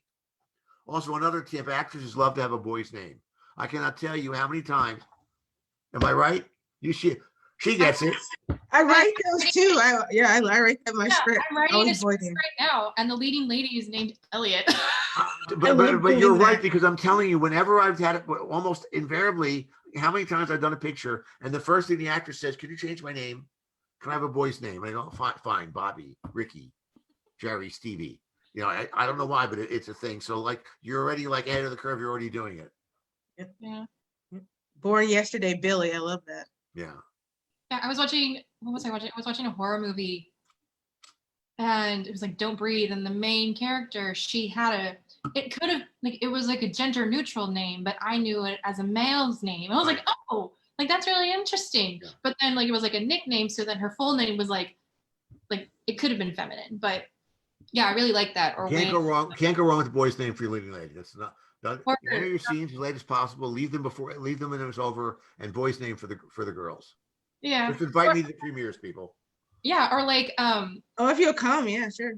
Yeah, or Ripley from Aliens. There you go. Yes. Well, that was originally written for a man. And and then Sigourney Weaver swooped in and just kicked ass and took names and popped bubblegum. Anyway. I'm sorry. I'm sorry. Steven, you mentioned earlier there was something that Joel thought about in Die Hard 2 that they wanted to cut for budget constraints, or maybe it was in post. Can you delve more into that? I remember what happened was that was crazy. So the first thing that happened was Joel calls me up and says, "Listen, I need a favor." I go, "What is it?" I know you're done writing, you're finished. I need you to do one extra pass. You got that computer, you can do the global search and replaces. The worst thing that ever happened to us was knowing that they could do global search and replaces. I can tell you now. It's the worst thing that ever happened, that the producers know we can do this. And he says, they're trying to cut the budget of Die Hard 2. Instead of a snowstorm, could it be fog in LA? And I go, there's no way this movie works, that there's fog, that no planes can land and all this stuff and the stunts and the thing. He says, could you do it? So I spent 3 days doing this pointless exercise where it was fog, not snow. So the studio could read it and say, you're right, that doesn't cut the money. We will have to come up with another idea. So the next idea was that the movie doesn't really begin, they said, until Bruce Willis meets the guy from South America that Franco Nero played. Why can't we start the movie where Franco Nero has already been brought to America and he's in the airport? He got off the plane. Start the movie there. And the movie will be 22 pages shorter and that much cheaper. So if you've seen the movie, you know that there's all kinds of fantastic stuff that happens before the guy even lands. When the plane lands, Bruce intercepts him on the runway. He gets trapped in the cockpit, and he shoots the ejection seat. So we had this meeting about this, and to his credit, Joel Silver said he goes there. He already heard what the meeting was about. He had a clue. He said, "Come to me with this meeting, because they're going to want to give you these ideas. We're going to get that far." So they tell him the idea, and he says, well, that's an idea. That would be a great idea to remove like 20 minutes of nonstop excitement and thrills and chills, and like maybe the greatest action sequence I've ever seen laid out on storyboards. And I just, we just spent like, probably $800 like revising this. But like, you know what? You don't want this in the movie anymore. Fine. Here's the storyboards. You can have them. And he threw the binder down on the table, and the binder exploded, and 100 pages flew out all over this conference room with all the studio executives in the room. Unbelievable. Now, of course, the movie's greenlit. There's a start date, and the star's our best friend. So it flies down to the table, and they go, well, all right, if you feel that strongly about it, you keep it. But Just like, imagine that was like, again, one of these brilliant notes of saying like, analyzing, well, where does the movie really begin, I actually have a follow-up about the character naming conventions for Elizabeth, Stephen, and Erica. I don't disagree with you guys about not leaning too heavily on what I would consider feminine names, even for female or whatever characters. But why do you guys also think that? My current script. I'm sorry. Go ahead. Go ahead. My current script, the character's name is Michael, and I don't. There's just something that appeals to me. Like there's a Star Trek. Star Trek is named Michael. Star Trek Discovery, she's named Michael. Really? Yeah. It's just something about the male name, because I think it represents. I write women that are like they seem like they're vulnerable, but they have this inner strength and they've gone through trauma. And I always like to give them a male name to kind of like reinforce that whole that. She looks like you can walk over her, but you can't. I'm not giving you a writing note. Always give. I'm just saying that actresses in Hollywood always seem to want male names. So you might as well capitulate now. But have they ever told you, Stephen? Have they ever told you why they prefer that? Has anyone? No. It's just like it just like when you get that note, you'll sort of look at the producer in the room like, oh, okay, yeah, we've heard this. I don't know why it's the first thing they go for. I don't know why.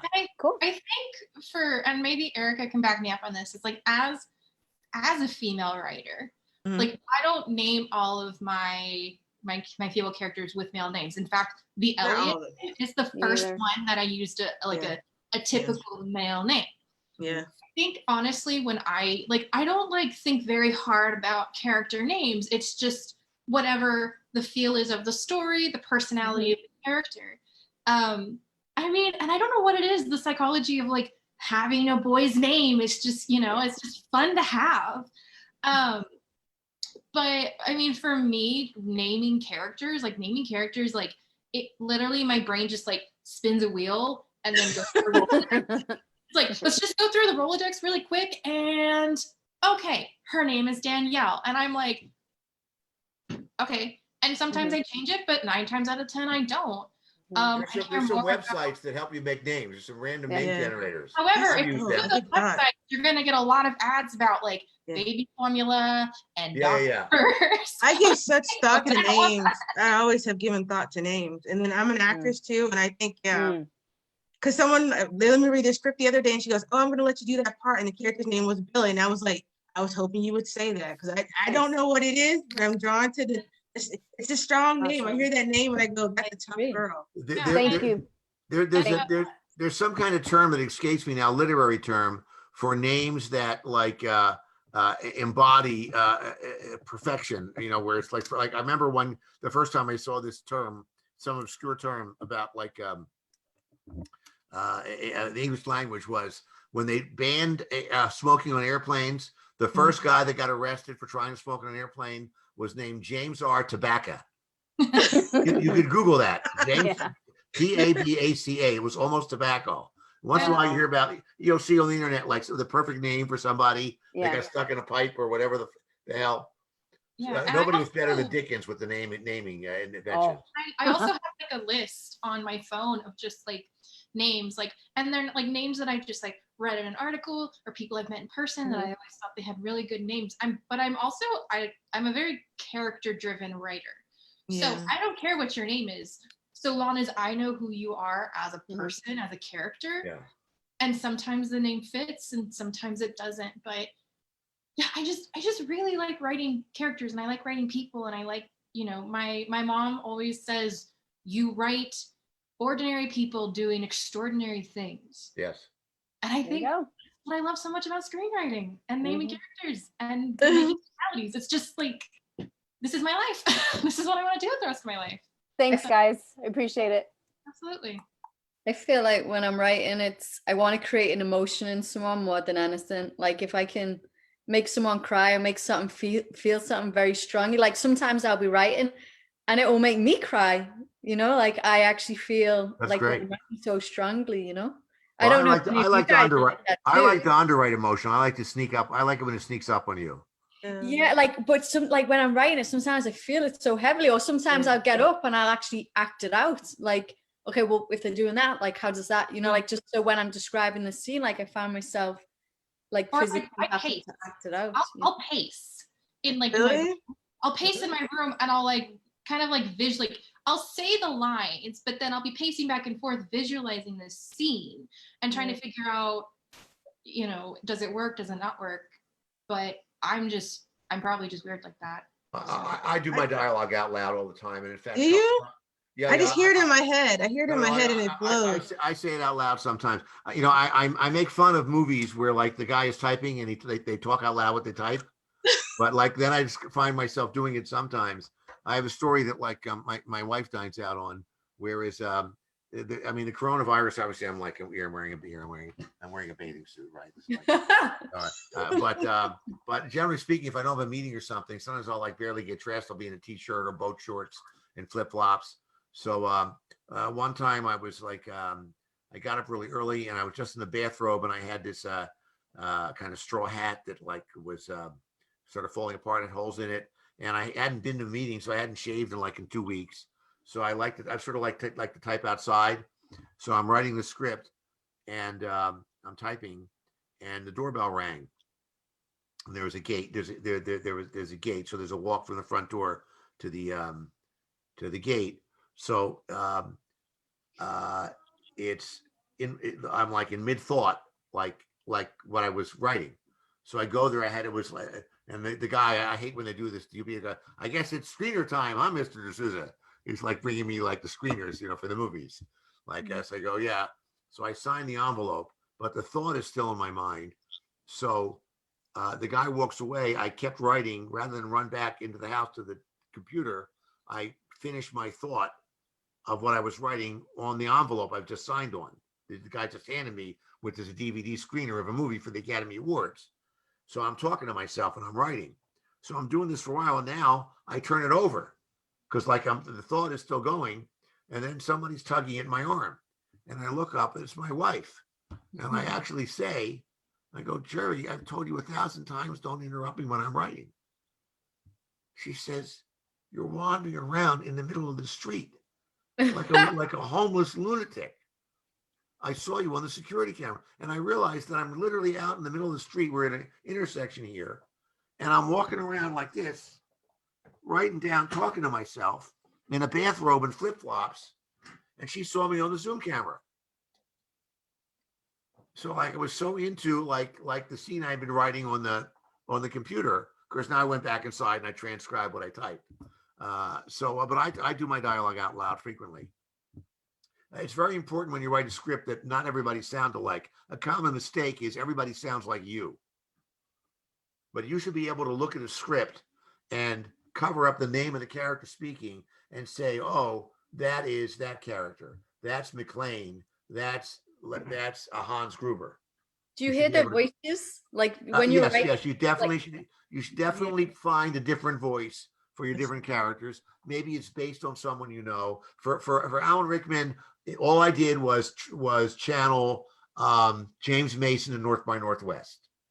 That's all I did was say, how would James Mason deliver these bad guy lines? These elegant, sophisticated, slick, silky bad guy lines. That was the model.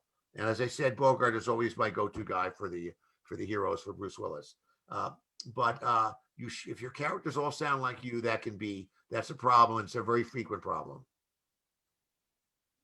Hey, Do you Steven, ever find? Go ahead. I'm so sorry. Oh, thanks. My name's John. I want to say my favorite screenplays are Die Hard and Gattaca. I think they're both amazing. My question, going back to the 22 pages they wanted to cut from Die Hard 2, I have troubles with screenplays that I like a slow build. but I get a lot of feedback saying you got to have the inciting incident by page 10. Is that something that with your credibility that you're able to kind of bypass and have a bit more of a leash, I guess, before you jump in there, or is that something that you still hear a lot? I've been in a handful of meetings where somebody is going to a week. One time I was in a meeting and I go, so act one, they go, Steve, there are no acts. I go, what? No, there's the spokes of the story wheel. And I go, oh, this guy went to a seminar over the weekend, you know, where like somebody said there's no acts, there's like wheels with the three spokes, whatever.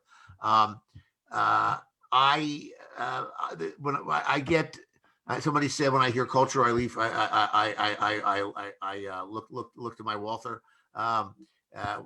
When somebody says the inciting incident in Die Hard was 3 months before the movie began, when Hans Gruber hired all those guys in Cologne, Germany.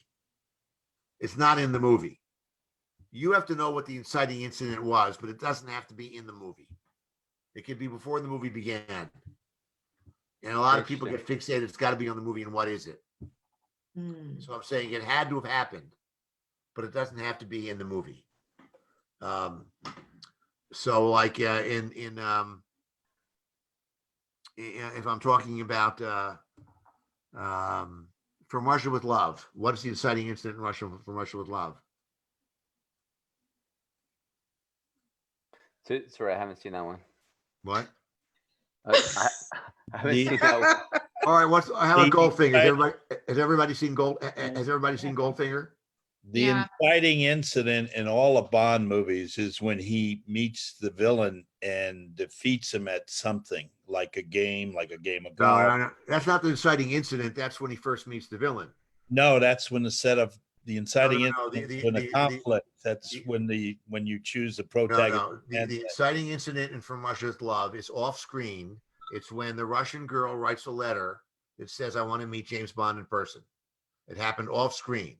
The opening scene is where James Bond gets killed, but it's the guy with the James Bond mask because they're practicing a guy who's going to kill James Bond when the plot clicks in, right? But then Bond is called into the office and they say, this Russian girl wrote a letter. She wants to fuck you. So it's off stage. and I have arguments all the time about the inciting incident. And the other argument I have is about the protagonist, the antagonist. Who is the protagonist of Die Hard? John Mcclane. No, it's Alan Rickman. It's Hans Gruber. There's no movie unless he decides to rob the building. Mcclane is the antagonist. He's the guy. Protagonist is a word that comes to us from a Greek drama. It was the first person to speak out of the chorus who presented a premise. And then the antagonist was the next person to speak out of the chorus who said on the other hand. And so the confusion between protagonist and antagonist has been the ruination of a lot of screenplays that people have tried to write and have never sold. And if you realize that, especially in a genre piece, that the protagonist is often the villain, you will construct a better story.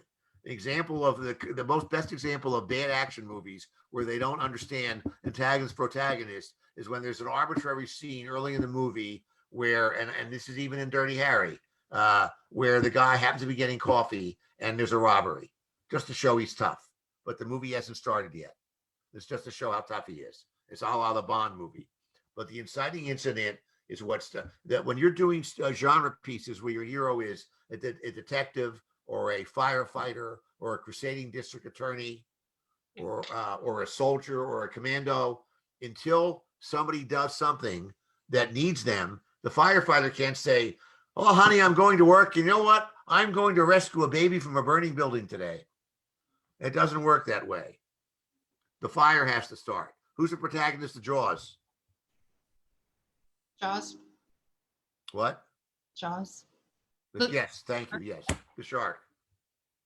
And everything is a move from the shark, counter move from the hero. It's a chess game. Shark makes the first move, hero counter move. What's the next shark move? There's a shark in the bay, the girl with the squeaky voice, and so on. And you build your movie back way. You put your hat on, your hero hat. So the confusion between hero and villain and protagonist and antagonist has driven a lot of people into creative dead ends. And again, the fixation on the inciting incident as being a scene that must be in the movie. How many World War II movies have we seen? A million. Every one of them has the scene that tells us the inciting incident was off camera. We didn't have this program to bring you a special bulletin. The Japanese have attacked Pearl Harbor. I mean, that's the inciting incident in almost every World War II movie. And it's off camera, or else it's on the radio. And of course, there are movies where the inciting incident is in the movie. Like in John Wick, they kill his dog in the movie. But it can be before the movie began. I have a non-writing question. Not to skew off into too much of I told you, Zoe Saldana, it's the questions are off the table. It has nothing to do with Zoe Saldana. Okay. I promise. In fact, it's a question for both Steven and even Dan can, I'm curious what his thoughts are. So I'm not a writer per se anymore. I'm in development, so I read scripts all the time, and just reading scripts makes me mentally exhausted. And writing scripts, I know, is mentally exhausting. So how do you both sort of deal with creative exhaustion in general? Do you power through? Do you take a break? Do you, is there a certain strategy that writers can kind of adopt in a sense? Well, I don't, for me, I don't feel exhausted. I'm always working on something creative, and hopefully it will lead to writing, or like right now, because of COVID, I'm doing all I can to help regional theaters. So I've asked a number of major film actors to film and theater actors to read something they wrote. And you can go like to NewJerseyRep.org. And the first 6 were, Alfred Molina, Tony Shalhoub, Joe Mantegna. The next was Bryan Cranston, Lou Diamond Phillips. They're all really fine actors. Wendy Malick, Priscilla Lopez. Wow. So I kind of, every time they've written, like Tony Shalhoub, I've never wrote anything in my life. He bitched, he moaned. I had to send him threatening letters, and but he wrote one of the funniest things going. It kind of inspired me to write a little short story, Uh-huh. So, but I think the best lesson I learned about Hollywood and the people in development was from Sheldon Leonard. He was probably the greatest television producer of all time. He, the last year of his first half-hour show, Make Room for Daddy, with Danny Thomas, was the first year of Batgirl with Marlo Thomas, and in between he had Dick Van Dyke, Mayberry, and Gomer Pyle. So he produced all those shows. And he said to me, what Hollywood will never understand is there are no bad ideas. And then he looked at me and said, what's the worst TV show you've ever seen? And I said, I don't know, My Mother-in-Law, The Car. And he laughed and he says, worst, God, terrible show. One of the worst I've ever seen, a talking car. How could anyone, almost killed Jerry Van Dyke's career. 5 years later, Knight Rider, talking car, last 9 seasons. Why? Because of the writing and the chemistry of the cast. And what we've lost most now on television is the chemistry of the cast because of the mass editing. The chemistry is what happens between 2 actors. As soon as I go from my face to the other actor, I've cut the chemistry. So a lot of good scripts are being wasted, and a lot of bad scripts are just falling in the same technical line. So when you read a script, you might think, well, this is a stupid idea, but think back and you'll nothing's new. You'll see storylines. I'm going to be off in 5 minutes, Jerry. Excuse me? Oh no, I'll come. Yeah, I'm aware of. I'm constantly aware of the reader's fatigue, and I try to make my scripts easy to read to the degree that I'm constantly trying to make them shorter and shorter. I always look at the old thing: green your prose, take out the dead wood. I'm a brutal editor on myself. We had a conversation earlier about that, but when I write a script.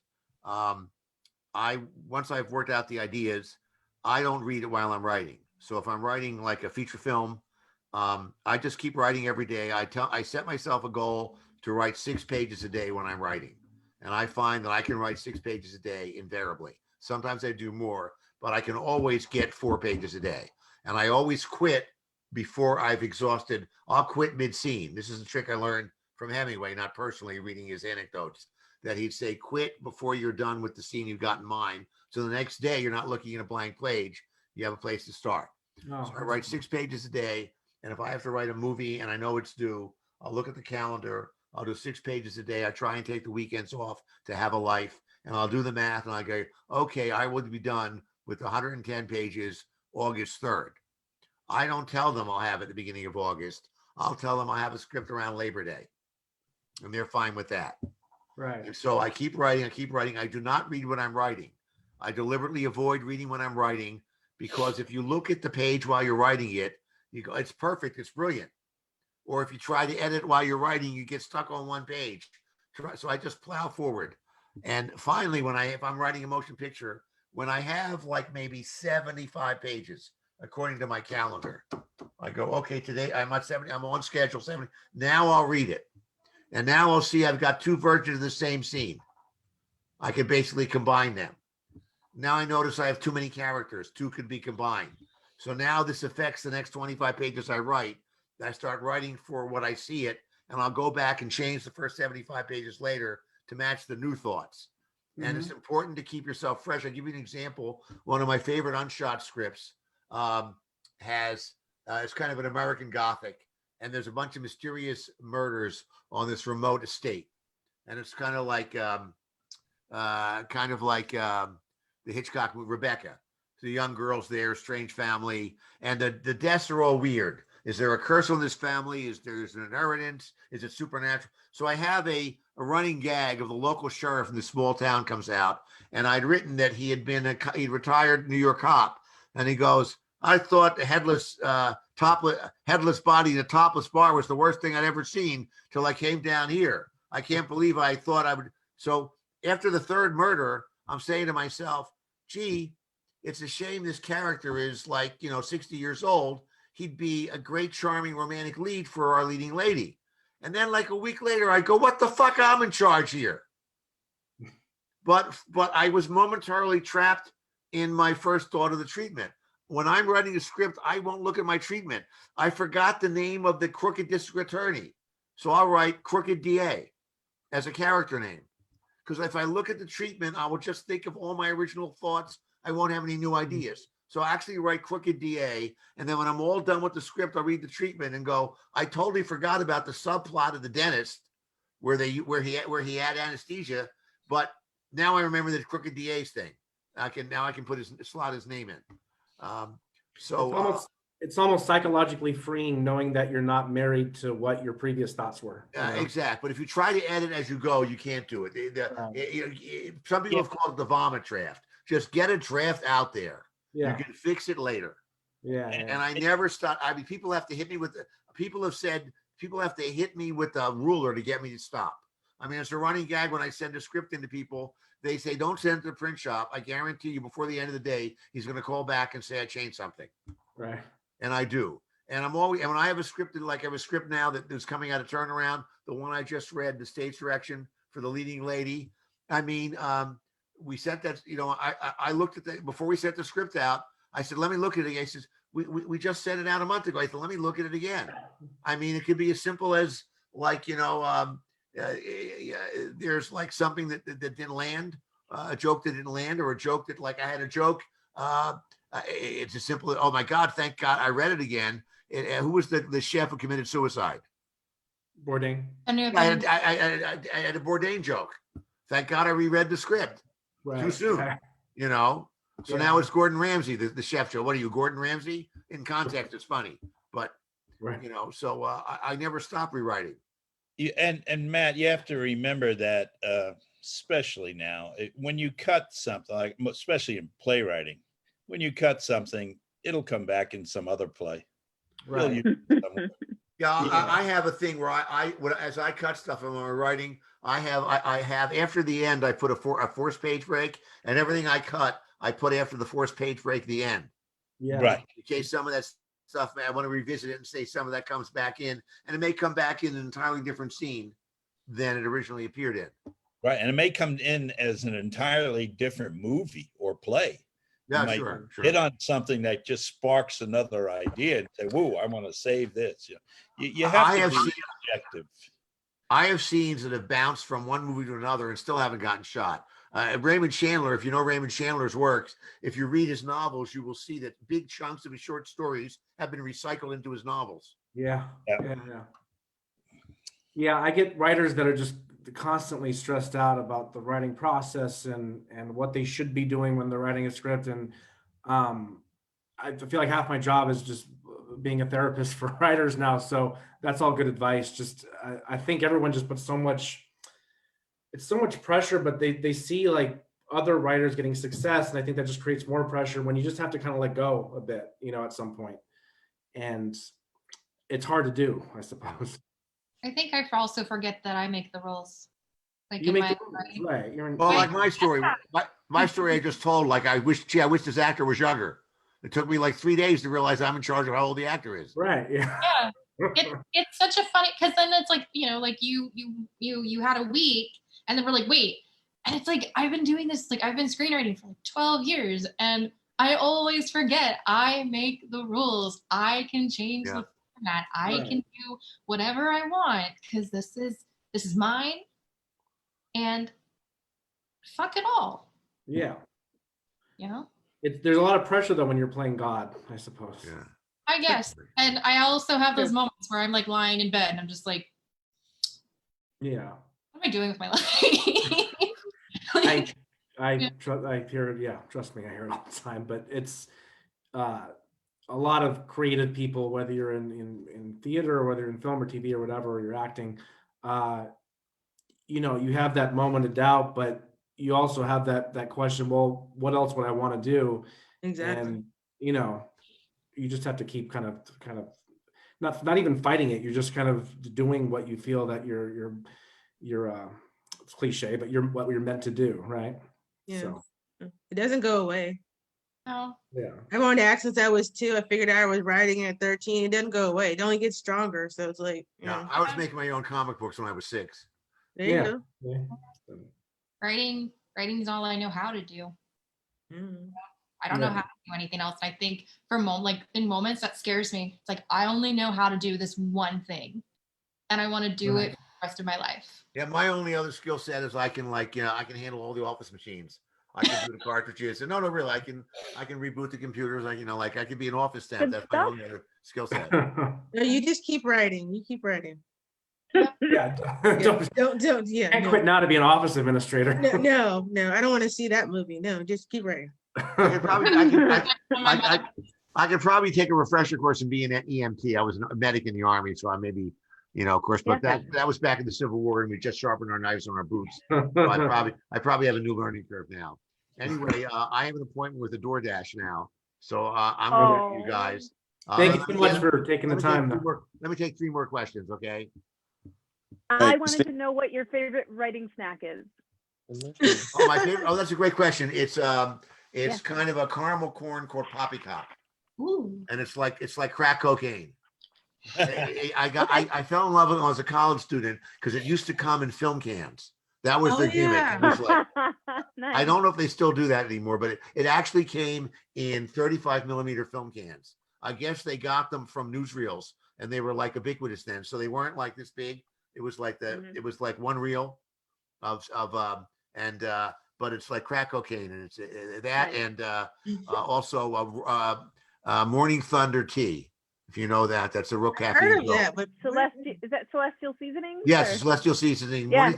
That'll get me. Now I've tried to get off all-nighters. I haven't done one in a while. When you're in television production, you get into them sometimes. And when we're in a movie and there's a weather change or a star dropped out, I haven't done one in a while. They're harder and harder to recover from. But those are my 2 go-to things: Morning Thunder, Celestial Tea, and Poppycock. Noted. Thank you. All right, 2 more questions. Steven? Yes. Hey, not a question, sir, but I would like to, on behalf of my wife, her favorite movie, one of her favorite movies, Hudson Hawke. She not let me go if I didn't say thank you for that. All right, I hear that a lot. A lot of people like that movie. It's deeply flawed to me because in the production, the actors who played the main villains, they got spiraled out of control and got too silly. And I think the movie would have been a greater success, as much of that's a cult following. Had the villains been straighter, the movie would have done better. And you could not take a better example than Disney. A Disney movie is even more ridiculous than Hudson Hawke. You've got like talking animals. So like in Aladdin, the parrot says, Jafar, Aladdin's on to us. We gotta bail. You shut up, you stupid chicken. Soon all Arabia will be on to. The villain is dead straight. Scar is dead straight. The villains in Hudson Hawke are ridiculous. And that was not the original intention of the script. It sort of was a result of what was going on the set. And that's my biggest misgiving about that. Although I do know a lot of people love it, but whenever I see that, that sticks in my throat. Understood. Okay, one more question. So you said you listened to Spotify when it came to Westerns, but do you just have Spotify playlists in general, or do you create your own playlists? I just sort of do my own playlist. I'm kind of old school, you know. I've seen some people go on Twitter and they say I have a Spotify playlist for this or that, but I have a lot of soundtracks, a lot of movie soundtracks, and so I'll just sort of program them myself. I do have a bad habit of listening to my own soundtracks a lot, though, I must say. I'll take one more question because the question, Hudson Hawke, was an observation, not a question. Can I follow you on Twitter? Sure. It's just my name. Okay. Thank Steven you. de Souza with the middle initial. Don't forget that. Someone asked me what it was for once, and I said, for excellent. What else would it be? I don't have a question. I just want to say Ricochet is the most underrated genre film. Thank you. By the way, when you get these books like the best movies in home video, you know, like the guides, say the guide to video home movies, say the underrated Ricochet. I go, underrated by you motherfucker. I remember your review back then. Let me tell you what happened. Let me tell you what happened with Ricochet. We make this movie, and we have a meeting at the studio. And the publicity people come in, and again, like I said, I'm more welcome than most writers on the set and in the editing room. And now I'm in the meeting for the posters and the publicity. And the publicity people say to Joel Silver, we're thinking that we should do the junket in New York, Joel, because you have two actors who first gained their fame on the New York stage, and the critics will be. Joel says, we're not doing a junket. He goes, what? He says, those fucking critics, they pissed all over Hudson Hawke. Fuck them. I'm not buying them a drink. I'm not buying them a canapé. No junket. And I go, Joel, we both knew when we were on location that Hudson Hawke was going to be a train wreck. It deserved to get, you know, for the whole thing, what I just talked about. And he says, that doesn't make any difference. Fuck them. And now the publicity people go, Joel, you have two actors of this caliber in a movie and you don't show it to the critics, they will have their knives out. The first sentence in every review will be, when a movie with actors of this caliber is not shown to critics, you know it's a turkey. You're invited. He says, they can tell quality. Well, exactly what was predicted happened. Every major newspaper, the opening sentence was, when two actors of this caliber, you know, all over, that happened. So I'm like miserable. This is like this weakest opening I've ever had for a movie with these great actors. And I get a phone call from Mark Canton, who's over at Sony. He says, congratulations on the movie. And I go, what movie?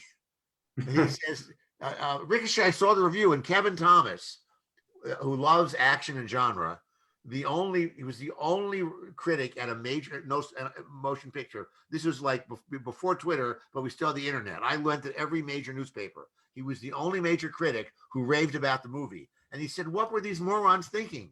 They didn't show it to us. And then subsequently, in the years since then, it's 20 years, I guess, there's all these like deep books that like dive into this movie. Elizabeth Alexander, the poet laureate who wrote the poem for inauguration, she did a book about like minorities in the movies. And she has this like huge chapter all about Ricochet. Armand White, who is this, you know, contrarian critic. Yeah. He gave it the greatest review. Like my mother would have written it, you know. We all have a good taste. Yeah, but all of these were all like much later. Right. You know what I mean? It was the second R-rated movie I snuck into when I was 11. and I loved it instantly. So I was the original fan. No. I'm that's one of my. When people say, "What are your favorite?" I mentioned this, and some people never even heard of it. It's hard to believe. The Lithgow is the performances. Oh, he's unbelievable. He's great. Yeah. What about my performance as the reporter at the end? You have to watch it again. Also excellent. Well, I'll go back and watch it, and I'm sure I will agree with what I just said. So, no, it's a. I keep telling people it's underrated, and none of them have seen it, and I try and force it down them. So Denzel's performance in that picture is like so fucking brilliant. He has this mental breakdown at one point that's unbelievable. It's unbelievable. He has two scenes that are great. He has this mental breakdown when he brings the videotape that's going to exonerate him, and it makes his worst. And he's coming off the bad guys like shot him up with drugs. He's flying high. He has a mental breakdown in front of the other people at the DA's office. And then he has a scene where he calls into a call-in radio show where he's drunk and he's guilt-ridden. And I think it's two of the best things he's ever done. Right. Yeah. When he's in there, he's like, "No, that is the girl that gave me the clap." But that exactly. He's like, I can quote Ricochet, you guys. All right, great. I'm interested in hanging out later. We'll give a movie assignment. Anyway, well, I'm glad we had this conversation. Yes, I hope I've given for taking the time. I hope some of these very practical, mechanical things I mentioned are helpful. And next month, look for December. You can see me as an actor for 5 minutes in the movie December, which is a Scream Factory release.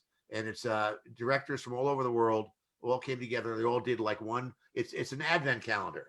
So the main so like each January 1st, there's a story. January 2, December 1st, December 2nd. And they're all genre. Most of them are horror, but there's some action, some science fiction, and they all have a seasonal twist. They're all like the holidays. Not cool. We're gonna bring it back on. All right. Good luck to you all, and happy typing. Carry on. Hope you got a prenup from Zoe, by the way. Protect your money. Thank you, Steven. Bye-bye. Yeah. Bye. Thank you. Dan Lauria is going to stay for a second. All right. Dan Lauria! Whatever you want. I have 114 questions about the Wonder Years. My first question. No, I'm kidding. Go. I will not argue. I promised Rick. I'm not going to ask him Wonder Years questions. That's Why wouldn't we? stereotypical. No, you That can ask formed our whatever you want. childhood. I'll tell What you was Winnie like? Come on. you Come want on. to know except Winnie's phone number. So. All right. Right. Yeah. Never mind. I was telling Rick at the beginning of lockdown. Are we calling it lockdown? Quarantine? Back in March when they announced the whole shift in social behavior. I told myself I'm gonna rewatch a whole season of something from my childhood, and I landed on the Wonder Years. So I've been tweeting about every episode from season 1. I'm almost done. And I told myself when I'm done, that's when the pandemic will officially be over. So I'm hurrying it up, try and wrap everything. But it's what you have to know about, you have to understand about the Wonder Years is one, we were 27 out of 166 shows when we were canceled. We all wanted to do one season, and we were canceled because of one man, Ronald Perlman, the guy who owned Revlon. So it never really had the ending it was supposed to have. I didn't know that, actually. Yeah, most people don't. But wow. Yeah. If ever I'm in a room with one of the Ronald, greatest series finales of all time, though. So the writers. no, they Yeah, didn't know it was going to end till we were shooting. It was the only 2-parter, and they ended in the narration. What you hear in the narration, you were going to see in the last year. Oh, it ruined me. So nicely done. Yeah, it was. I heard nothing. But it was the key to the Wonder Years was the writing, and a number of the shows that tried to be like it afterwards failed, and they failed for one reason. I was talking to what's his name who wrote Brooklyn Bridge. He asked me, why was the Wonder Years a success? And Brooklyn Bridge, we got rave reviews too, and we didn't make it. And I said, you made the classic mistake. Obviously, you were the little boy, and you were smarter than everybody else, all the adults. In the Wonder Years, more than half the shows ended with the narrator saying, if I knew then what I know now, I wouldn't have done that. Right, yeah. So you felt you were learning with the show as opposed to being a little wise ass who knew everything. Right. So What I've you know, when noticed, you develop something, you got to make sure what your point of view, how it's reaching the audience. Are you lecturing them, or are you letting them in on something? And in the Wonder Years, they let them in on something. yeah, you know, most of my staff is in their mid to late 20s, early 30s. They didn't really watch the Wonder Years, and I try and tell them to go back and at least watch a little bit of it, just because on this rewatch now, what I've noticed, the episode might have been so-so, or it might have been, you know, all right, it's okay. But the last 2-3 minutes, I credit the writing mostly to this. Last 2-3 minutes just nail it. It stuck the landing every time. Like it just wrapped everything up And perfectly. it's universal. Yeah. It's Yeah. not just that family, it's all families. And that's what Right. It's like everything all just kind great of writing clicks. is universal. Yeah. So that's many writing tips can be gleaned from the Wonder Years. Not to mention just on a superficial level, the nostalgia, at least if you were a kid in the 80s and 90s, it's comfort food, right? There's not that many shows that I think can really claim that. So No, and it also inspires, you know, so that's especially for, but I mean, Steven is more I'm more a playwright and stuff, but Steven's more in a business, and I disagree totally about the inciting incident. You better show it, or nobody's going to buy your script.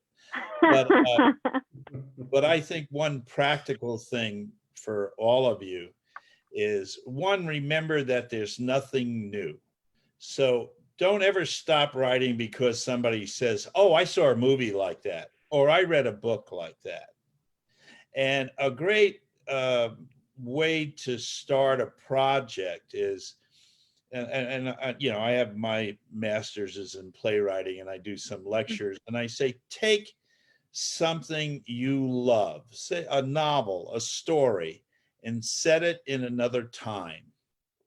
And the example I always give is, let's make a Western out of the Hunchback of Notre Dame. And people will laugh, and I'll say, well, wait a second now. What if somebody was disfigured in the Civil War? And he lives up in the mountains. And every once in a while, he has to go to town to get supplies, and he covers his face, and they make fun of him and they beat him up, and a saloon girl gives him water. He goes back up to the mountains, finds out the saloon girl got picked up for a murder and is in jail. And he comes, takes her out of jail, brings her up to a mountain, and the trees now are the bells. And maybe we make them smart instead of ignorant. And he defends the mountain against the people in the town until they found out the girl's age. That's the Hunchback of Notre Dame in the West. Yeah. So take your favorite story, no matter what it is. Don't feel like I'm wrong. It's, you know, you're complimenting the idea. And where you come in as the writer is, again, nothing is new. It's how you say it. And Rick knows this from coming over to the movies. This is in Billy Wilder's book, and I actually heard him talk about it at the American Film Institute, AFI. He felt that the most important movie ever made was Captain's Courageous in 1938 with Spencer Tracy. It's a Jack London story. Little rich kid gets kicked out of school. He's just a brat. His father is a multimillionaire, and he takes him on an ocean liner. He's going to spend time with his son. And the kid falls off the ocean liner and is picked up by some fisherman, Spencer Tracy, out of Gloucester. And after 3 months of working his ass off and fishing, he becomes a great kid. Spencer Tracy is killed. Now, they spent a lot of money, Louis B. Mayer, MGM, to buy the rights from the book. And 5 years later, Daryl Zanuck does a movie where a little rich kid is on a train in the 1880s going from Boston to California to be with his father, who's rich, owns the railroad line. He falls off the train. He's picked up by a cattle drive. Joel Mcclane makes him this great kid. By the time he gets, same story. So Louis B. Mayer's lawyers said, listen, we paid a fortune for this, and they just stole our idea. It's a Western, but it's the same thing. Right. And Louis B. Mayer called Daryl Zanuck and said, I'm going to sue you. We're going to go all the way to the Supreme Court, and we are going to lose. And from that day forward, you'll never be able to copyright an idea. And that's why Billy Wilder, who wrote Double Indemnity, cannot sue the people who made Body Heat. Same story, it's just set in a different place. They have different occupations. So, and Billy Wilder said, and thank God, because there'd only be about 80 movies made, and then everybody would be suing each other. So my advice to you is take your favorite story and put it into a new genre, introduce new characters to it. And you realize, you go all the way back to the Greeks, there's only 7 stories anyway. There's revenge, there's murder, there's lust, incest. So, you know, as writers, when you talk about getting stuck, I mean, look at I have thousands of books. Rick will tell you, there's a story in every character that walks into. I like to read history. I don't know why more women don't write women heroes. Any of the women there know who Dr. Mary Edwards Walker is? I doubt it. Shame. She's the only woman to receive the Medal of Honor, first doctor in the Army. They tried to kick her out in the Civil War because she had these really weird ideas. She thought you should sterilize the instruments before you amputate it. This is before Louis Pasteur. And then she had another one, they really made fun of her. She thought your diet could affect your health. There are still people that deny. We don't have a woman's production cut. You know who Elizabeth Keckley is? She's in Doris Kearns Goodwin's book. She's in every book about Lincoln. Most historians believe Lincoln would not have signed the Emancipation Proclamation when he did if it wasn't for Elizabeth Keckley, who was taking care of his wife.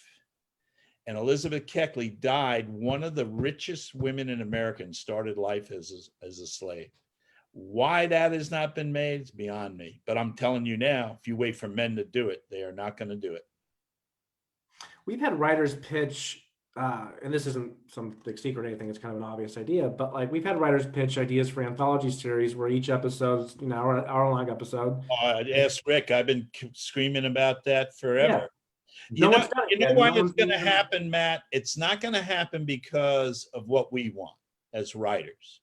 It's not going to happen. It's going to happen for economics. Yeah. If George Clooney comes out and says, welcome to the GE Playhouse, Sean Penn is going to be playing a clown, and then you write it, and then at the end of the show, George Clooney comes out and says, next month, my friend Doris or Julia Roberts will be playing a nun. Tune in. Right. You don't have a cast that salary builds up every year. Writers can write whatever you want. The amount of money that would be saved. And if you make it like a 90-minute show on cable, you add 15 more minutes and becomes a full-length movie other place, although movies will be gone. But you can stream it with scenes never seen. Yeah. So it's going to happen because of economics. It's just too cheap. It is, and it like you said, or like you inferred, it needs the right person to spearhead it. And yeah, but it also was the wrong person that killed the idea. 20 years ago, Steven Spielberg brought it back, but he made 2 major errors. One, he would not step on camera. So the show started with a chair with his name on it. Right. You got to see that. You change the host every year, but you have to see the host, like you see Rod Serling on the old Twilight Zone. Right. The second mistake he made is he only did 5, and the 2 he directed got all the money, and one of them was bad, and the other 3 looked like they were made for $1.98. Yeah. You cannot tell Sean Penn you got $5 million and tell Julia Roberts you only have 3. The budget has to be uniform across the board. Yeah. You should be producing, Dan. Well, I don't think it's I mean, come over here, I'll show you some old ones. There was Dick Powell Theater, was done by 4 Star. 4 Star were Dick Powell, Charles Boyer, David Niven, and Ida Lupino. Mm. And they were like Desi Lou. They came in, and the first thing they did was the Dick Powell Theater. And Dick Powell would walk out and say, tonight, you're going to see my friend Peter Falk with Inger Stevens and The Price of Tomatoes. Peter won his first Emmy for it. It's everybody that I've ever showed it to. Black and white, simple little story. They love it. Yeah. And you as a writer would like, wow, I don't have to worry about what they wrote last week. I don't have to worry about next week. I can just write what I want. Wow, that's heaven for a writer. You would think that format would make a resurgence now more than ever, right? More than ever. Yep. It Right. just takes one name to start it. Well, Yeah. I'll walk through Hollywood. I'll find somebody and just. I can see Matt. I can see like the wheels turning in his mind. I'm like, go do it, Matt. Get it done. Well, they should. They should. And Yeah. I just want to share. I know it's running late, but I just want to share one thing that bothers me, and I don't have an answer for it. I write small movies. Okay, I love movies like Requiem for a Heavyweight, Marty, Harry and Tonto. You should all know those. I'm working on one now for Ron Perlman. I probably shouldn't tell you, but he's bought the treatment already, where it takes place in the 80s. He's a Holocaust survivor, so he can play his own age.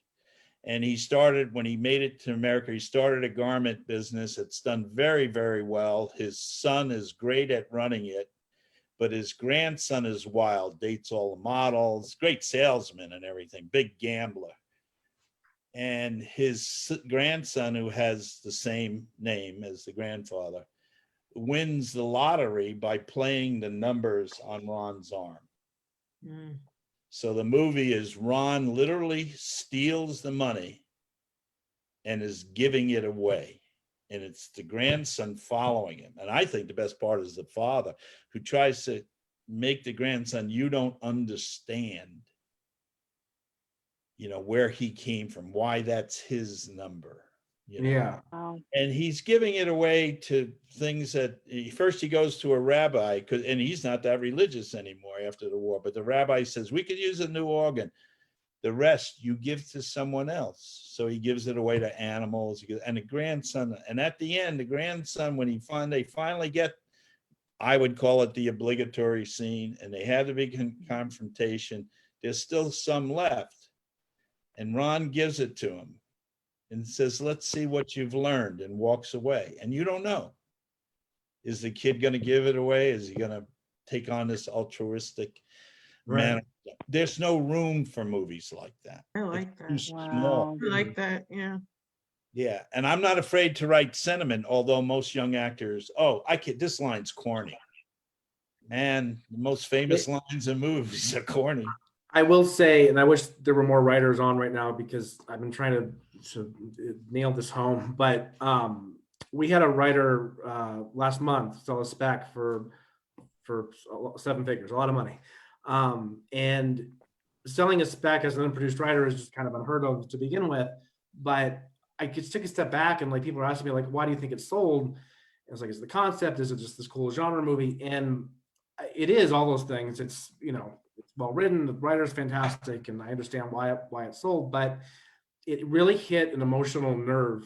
I can't pitch it, of course, but like, just really, it cuts so deep, and it's so perfect because that's the kind of movie that I think everyone needs right now, is something that really explores, you know, the human condition in a sense, right?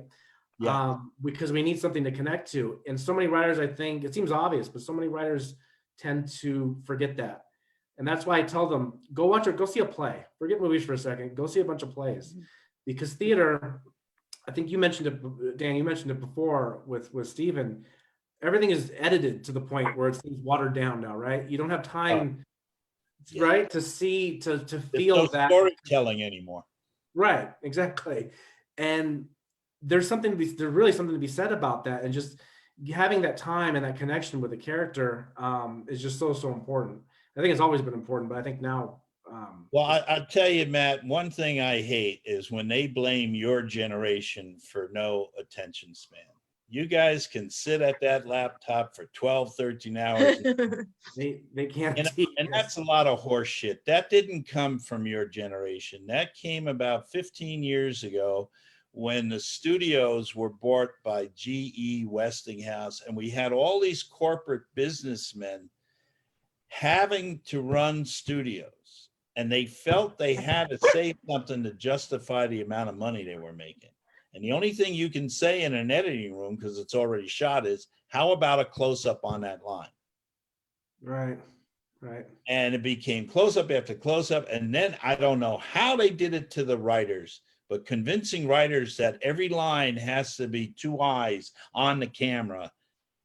It's some of the greatest scenes in film. You don't see two eyes in the camera. Right, yeah.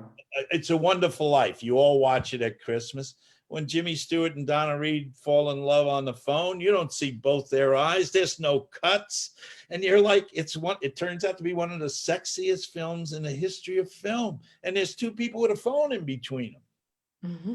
Yeah. You know, and at the end of that movie, you still cry. You watch Marty, you're still happy. You watch Requiem for a Heavyweight, and you look at Anthony Quinn. That movie, when it ends, there's something wrong with you if you don't have a tear in your eye. And that's because the camera is left alone and you're brought into that world. As soon as I go cut, subliminally, you're not there. You're somewhere else. You're manipulated to react for the moment, but there's nothing lasting about it. There's no effect on you. I suppose it's a craft question on why, directors kind of have skewed that. I mean, you still see great movies that do the opposite, that feel very classical, quote unquote, in a sense. Right. Independents who direct their own writing. Yeah. The best movie I saw last year was Last Black Man, and I have nothing to do with the movie, but I'm plugging it anyway. Was Last Black Man in San Francisco, and it just felt, the directing just felt, there's no better word for it, just classical to me. It felt like he took the time, it was a thoughtful process. It wasn't just like, let's string a bunch of stuff together and make it kind of flashy in a sense. Right. Well, Tarantino still does it. So does Woody Allen. But, yeah, there are a few, but mostly when you see a movie that lets you get into it, whether you like it or not, but lets you be part of it, it's usually an independent writer director. Manchester by the Sea, movies like that. They'll have 3-4 minute scenes without a cut, and it's really the writer inviting you into the world. Yes. As soon as I go cut, I'm like, whoa, okay, I'm not there. I wouldn't be doing this. My eyes don't go. I get nauseous when I see. I can't watch most of television right now. Yeah, an invitation into the movie. That's a good way to phrase it. I'm gonna steal that. So. Yeah, Matt, if you want to come over and watch some, come over with Rick. I even have kinescopes of live television.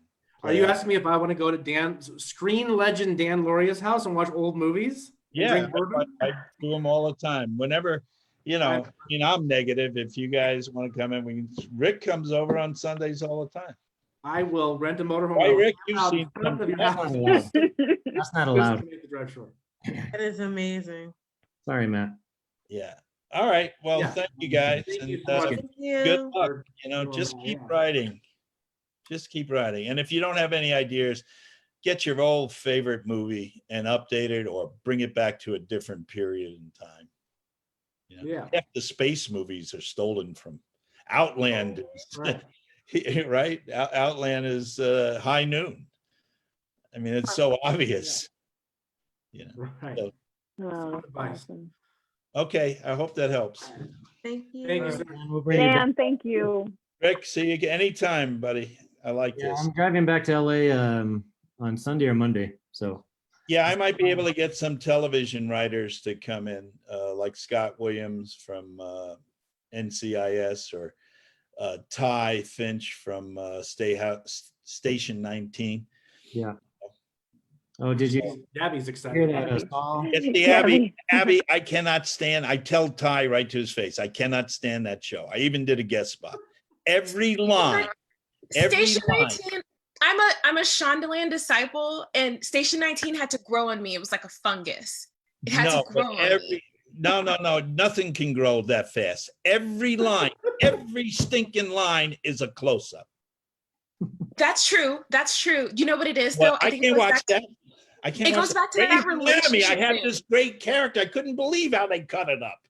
I completely agree with you because I've been rewatching it, but I'm working on a spec on it, and maybe I'm just like I've been like in it too deep, but I'm working on, the scenes may be a little bit longer. That's probably not the way Station 19 is, but I completely understand what you're saying. It grew on me, but it's also like it's clunky. Well, I think you used the right word, fungus. Mr. Lauria. Hey, she hired me twice. I have nothing against her, but everybody's entitled. I'm excited. I write like Dan likes. I write the way Dan likes and Matt likes. So see, I'm good. I always think I'm not writing. I write like old movies, and I was like, oh, maybe there's no space for that, but I think there is. So thank you. Yeah. I'm not knocking some of the. I thought Once was a very good movie. That's not that old, but again, that was an independent too. And that was a miracle that it got released. Literally, a guy from 20th Century Fox walked into the wrong movie house in Ireland, Dublin. Wow. That's how it got released. So there's always a chance. There's always a chance. You know how they said, this is another thing Steve said, and it's so true. Your generation all can go out and make a movie because on your phone. That's great. Everybody can make a movie. You know what's wrong with that? Everyone can make Everybody can make a movie. Yeah. When I started, there weren't 20 movies a year because we had to steal cameras, only shoot on the weekend. We needed to bribe a guy with a generator truck to run. We had to run the cable ourselves, but there were only 20. Mario Van Peebles, I did his very first movie. We only shot Saturday and Sunday because he robbed his father's camera. Wow. But there were only 20 made. All 20 got seen. His got fairly good reviews, and that started his career not only as an actor, but as a director. Yeah, it's good. See, now there were 1,200 short films submitted, independent films submitted to the Toronto Film Festival this year. So yes, everybody can make a movie. And yes, everybody can make a movie. So that's a double-edged sword, guys. But I'm there if you make an indie and you need me. Give me a shot. You need an old guy, let me know. You guys write a great script for Dan Lauria. I can do it in my sleep. I'm telling you. I'll just go do that now. A short film. I write that dialogue. Yes, I do. All right. I wrote a 1-minute Christmas horror, and it needs a Santa who turns into a demon. So I will let you know. 1 minute. Oh wow. Okay. That might be a record. That might be your time, your cue. That's your cue. I think that's your cue. It's a 1-minute film fest. So. I played a transvestite in the last movie I played. So okay. I'll do it. If it's good script, I'll be there. I like them. All right. Have a good night, everybody. Dan, have a great night. You. Take care. Good night. Guys, thank you. This was awesome. Yeah. Thanks, Matt. Erica and Gabby, I'm not as interesting as the other two, but if you have any other questions for me, I don't think I introduced myself before. No. I'm Matt. I run Script Pipeline. Perhaps you have heard of Pipeline Writers and Script Pipeline, I guess. But thank you both, or thank you all you three for being the last of the group here to stick around. I should give you all a contest entry or script review or something. I tell you guys all the time, you guys are good to me. You were nice. You gave me a free entry. I'm like, I'm good. Have you you can do no wrong in my book. It always ends up being what's that, Gabby? I said you set me up with Howard. Oh, that's right. I told my friend about this. So she's been coming in and out. She's a writer too. We just worked on a film together. So yeah. Howard's incredible. He's the nicest guy in LA by far. So Matt, you can do no wrong.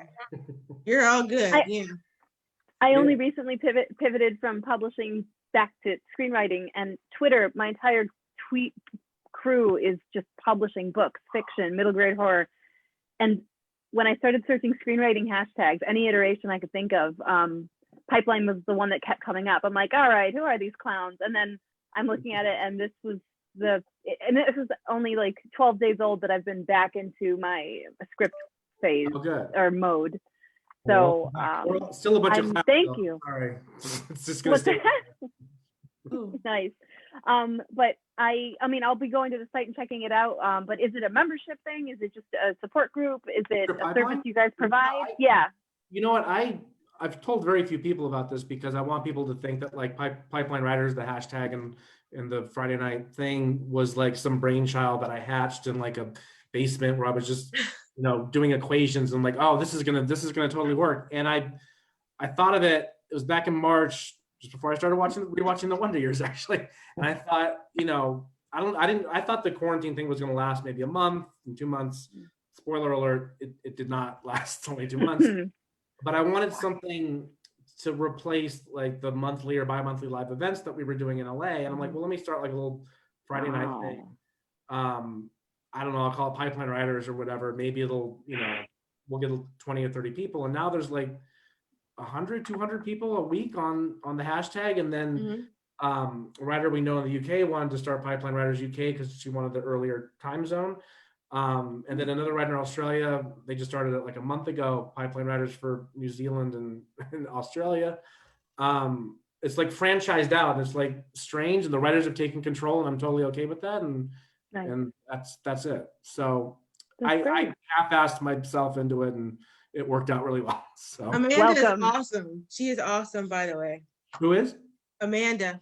That does Amanda Grin, yeah. She's I don't know awesome. if you've read her article that we did on her. No, I missed it. Oh, we started a long form article series profiling emerging writers, emerging filmmakers, and it's on the site. She's got a insane backstory, so it's amazing. Cool. I took her introvert thing. She's awesome. Yeah. Nice. Yeah, she is. Very good. Is that comedy. Lauren talking? Laura? Oh yeah, hi, just joined. Yeah, I'll follow you because I've met a lot of nice screenwriters, so I'll help you out. Oh, that would be great. Thanks. You're welcome. Hello. Hi, everybody. I'm just joining from the East Coast. It's okay. Hey. It's we've been on for 3 hours and 15 minutes. Yeah. I know I'm late to the game. What can I say? I'm just happy I joined in the last. Yes, you made it. Safely. How long am I going to be on? For 30 minutes? I was like, you can stay on for 30 or 45 minutes. So he ended up taking the whole thing. Poor Dan. I learned a lot, though. I learned a lot. You said Stephen was going to be there for 30 minutes. He was on for 2.5 hours. But he dropped so much good advice and information. So I texted Dan. I was like, you don't have to stay if you don't want, but he wanted to. So yeah. Darn it, I missed it. When Steve got on a roll talking, it was like watching a masterclass. The quick, it wasn't just highlights, it was highlights with a backstory, and I think in narratives I dream in movies, so that was appreciated. And damn, this is just a random thing I saw this morning. I'm so happy I found it. Thank you guys. Thank Rick and Byron for putting it together. These are all their contacts. I told both of them too, they should make this a regular thing and come up with a name for it and just do it, every so often. So I'm not putting any pressure on them, but that's what you guys should do. Yeah, well, there's a lot of trapped talent right now, which helps. Yeah, trapped talent. That's exactly what it is. That might should be the title. I like that. Trapped talent isn't bad, actually. No, it's not. It came together very. My really lame name suggestion was what was it? Act break or something? Act break. Very noble. I mean, it sounds like something Chris Farley would have hosted in the 90s. It's got that sort of beatnik vibe. Byron didn't like it, in other words. I know, I didn't like it either. I just throwing stuff out. But no, you guys should really think about, if it's monthly or bi-weekly or whatever, I think if you can do it on Friday nights, I'll throw a pipeline. Well, the thing I was discussing with Rick is the higher up you go, the publicity team get their little claws in who's on the line, are the things vetted. So if we can go to people that we know, it's so much easier. So it's tricky. Yeah, that's where you start, is with people you know. Sure, of course. Already, so it's. I don't know if y'all are familiar with this. Is Kaya? Well, Matt, you're probably familiar with this. Is Kaya, but she does these Saturday calls, and she has some pretty people that are really working in the business, and she does it on Saturdays, and you have to message her or be a part of the Facebook group, and it kind of controls the flow of people in. So we've never had a Zoom bomber like we had early on tonight. Oh, that was bad. Yeah.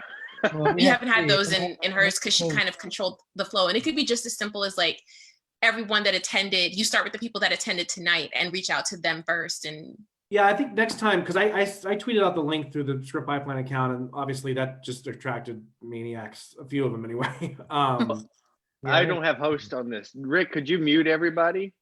I don't know how. Well, Sydney that might know how. should be learned. Yeah, but Maybe if I should get together with Sydney if the way to do it is just to next send the one. link privately too. You could, right? on Friday. yeah, of course. Yeah. And you should have a waiting room, Rick, to where if somebody clicks the thing, they're not automatically joined. Like they have to be vetted, or either you'll Yeah, see their tonight name. I didn't care. Okay. Yeah. Oh, that was evident from the. I can't even remember the phrase. Good Lord, but yes, we had. Luckily, you figured out how to boot them though quickly, which is good. I was thinking, like, is that the special guest? I don't Well, know. Zoom even sent me emails saying Worst rapper ever. because you're putting the link out publicly. Yeah. So you just can't do it publicly. But there's like we just. there's someone wants to join, they and all that. I mean, when I've hosted There is a Emmy waiting room. Emmy stuff, we have the bar over here for the questions, and people will send them in, and then the host will read them out. Yeah, and that's probably gonna make people feel better if their publicity team is involved, and how next week, Rick, you still wanted a few Script Pipeline writers to jump on and have like a Well, little. yeah, because I wanted, like Erica's never heard of Script Pipeline, so if we can get people to come on and you can answer questions about what it is, and That was going to be one of my suggestions just now. Like, I would absolutely sign back on next Friday or a month from now, just to have a panel of other writers, just a Q&A, or just a group chat of a dozen people or 300 people or whatever. Yeah, I was gonna do, Rick. I was gonna do just 3 writers and myself. I don't, I can talk for 5 seconds. They're the ones that are more interesting anyway. But I was gonna have Laura Bensick, who was a runner-up for us, who sold a show to Fox last year. Our TV writing winner from this year, who's writing for a show right now, just to kind of shed some light on like the real world, like emerging writer process. And that to me is sometimes even more relevant than, God bless them, but like the veteran writers out there who everyone wants to hear from, they might have broken through in the 90s or like 20 years ago. I think it's equally important to hear from the writers who broke in last weekend. Yeah, I would love that. Yeah. Yeah. Cool. Yeah, so that was the plan for next Friday. Yeah. And I did figure out how to streaming right now, but I couldn't figure out how to stream on YouTube. You can stream Zoom through YouTube? You can stream through Restream. You can stream to 3 places. So it's streaming on my Facebook page. It's streaming on Twitter, my Twitter page, and then cool. Next Week Guild. Wait, tonight was streaming live? Yeah. Oh, I'm not even in my good pajamas. Oh. I know. I would have worn a better hoodie. I think they Thank look you. great. You're Better than fine. mine. Thank you, Laura. I've been doing table reads. I'm fine. I've been doing table reads. It's all right. I put on my good wig for you guys, so I felt like Oh, Gabby. I've been in Zoom classes and table reads. Just go ahead, do whatever. I tried to make it to where the writer came on, so I think it saves it to Facebook and to Twitter. nice. This is history, guys. Well, I It want is to be awesome. able to go back and watch. You're them. interesting, Matt, by the way. I don't know why you think you're not. I'm interesting? Yeah, you were. Oh, was I listening to have the you. most boring backstory in the suburbs of LA. There's no You had some interesting stuff, yeah. Dig into it. One nerd's boring is another man's miracle or something. That's true, but in this case, Yeah. it's not true because it's actually says- boring in real life.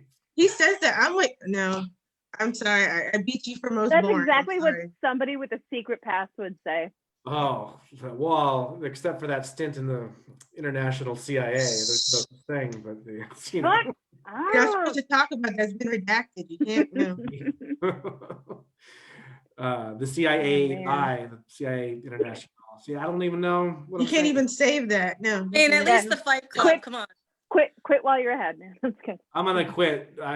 If I would have done that, I wouldn't have been here since 2006. So, good time. Regardless, no, I think I have a lot of information to share, but I want to bring on these some of these other writers next week. I think they'll I don't know. There's just a lot of good insight to be had from like the the emerging people. So I think it's important to hear from you too, just to, you know, yeah. I mean, you know what. Important to hear from Rick. Rick wrote one of the best Westerns I've ever read too, by the way. Nice. Little plug for Rick. Yeah, I have no good advice other than bring good people on. Right, yeah. That is great advice. That is great, yeah. Yeah. So you're with the wrong people, yeah. But, you know, you see what, you know, the biggest mistakes that, you know, make it to where they don't make it to the next round and all that. So all that's really good information. Yeah. You know, and so when they go over their scripts before they, you know, submit it, they can be like, oh yeah, this. I almost don't know what to say though at that point, because there's no formula. The script that just sold from our finalists this year that I mentioned, like, you know, I wouldn't say this between us. We're all private friends here. I would not have put money on that script selling for as much as it did or as soon as it did. We knew it was a good script, so we put it through, and you know, we got a manager and everything. But you never know what's gonna resonate with who and when and why, right? Yeah. So, but it still made it as a finalist, and there was a reason for it. So I mean, that's the stuff that I'm talking about. There's stuff that you know, make it forward versus don't, and the common mistakes that people make. And helps, yeah. It's going to be the same old note. It just has to resonate emotionally and universally, and then you're good. You can write about whatever you want. The one I'm working on now, I'm getting ready for May, but I've been crying like so much. I cry every script makes me cry. This one, like, for like 3 days, I couldn't stop crying. Like every time I thought about it, I couldn't get past the scene for 3 days. And I was like, everyone was telling me that means it's gonna make the reader cry. And I was like, oh, I hope so. Cause I was like, I cried. I was like, yeah, I'm putting this pain into it. So I was hoping. I hope you're not writing a comedy then. No, it's a drama.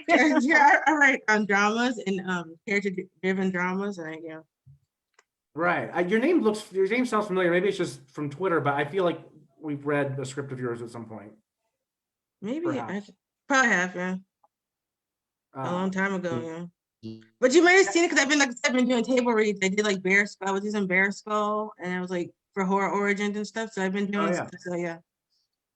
Oh, right. That's David's script. Bear Skull. Yeah. So you may have seen like that, and I did Lydia Mulvey's table read the other day. So you've probably seen me on Twitter.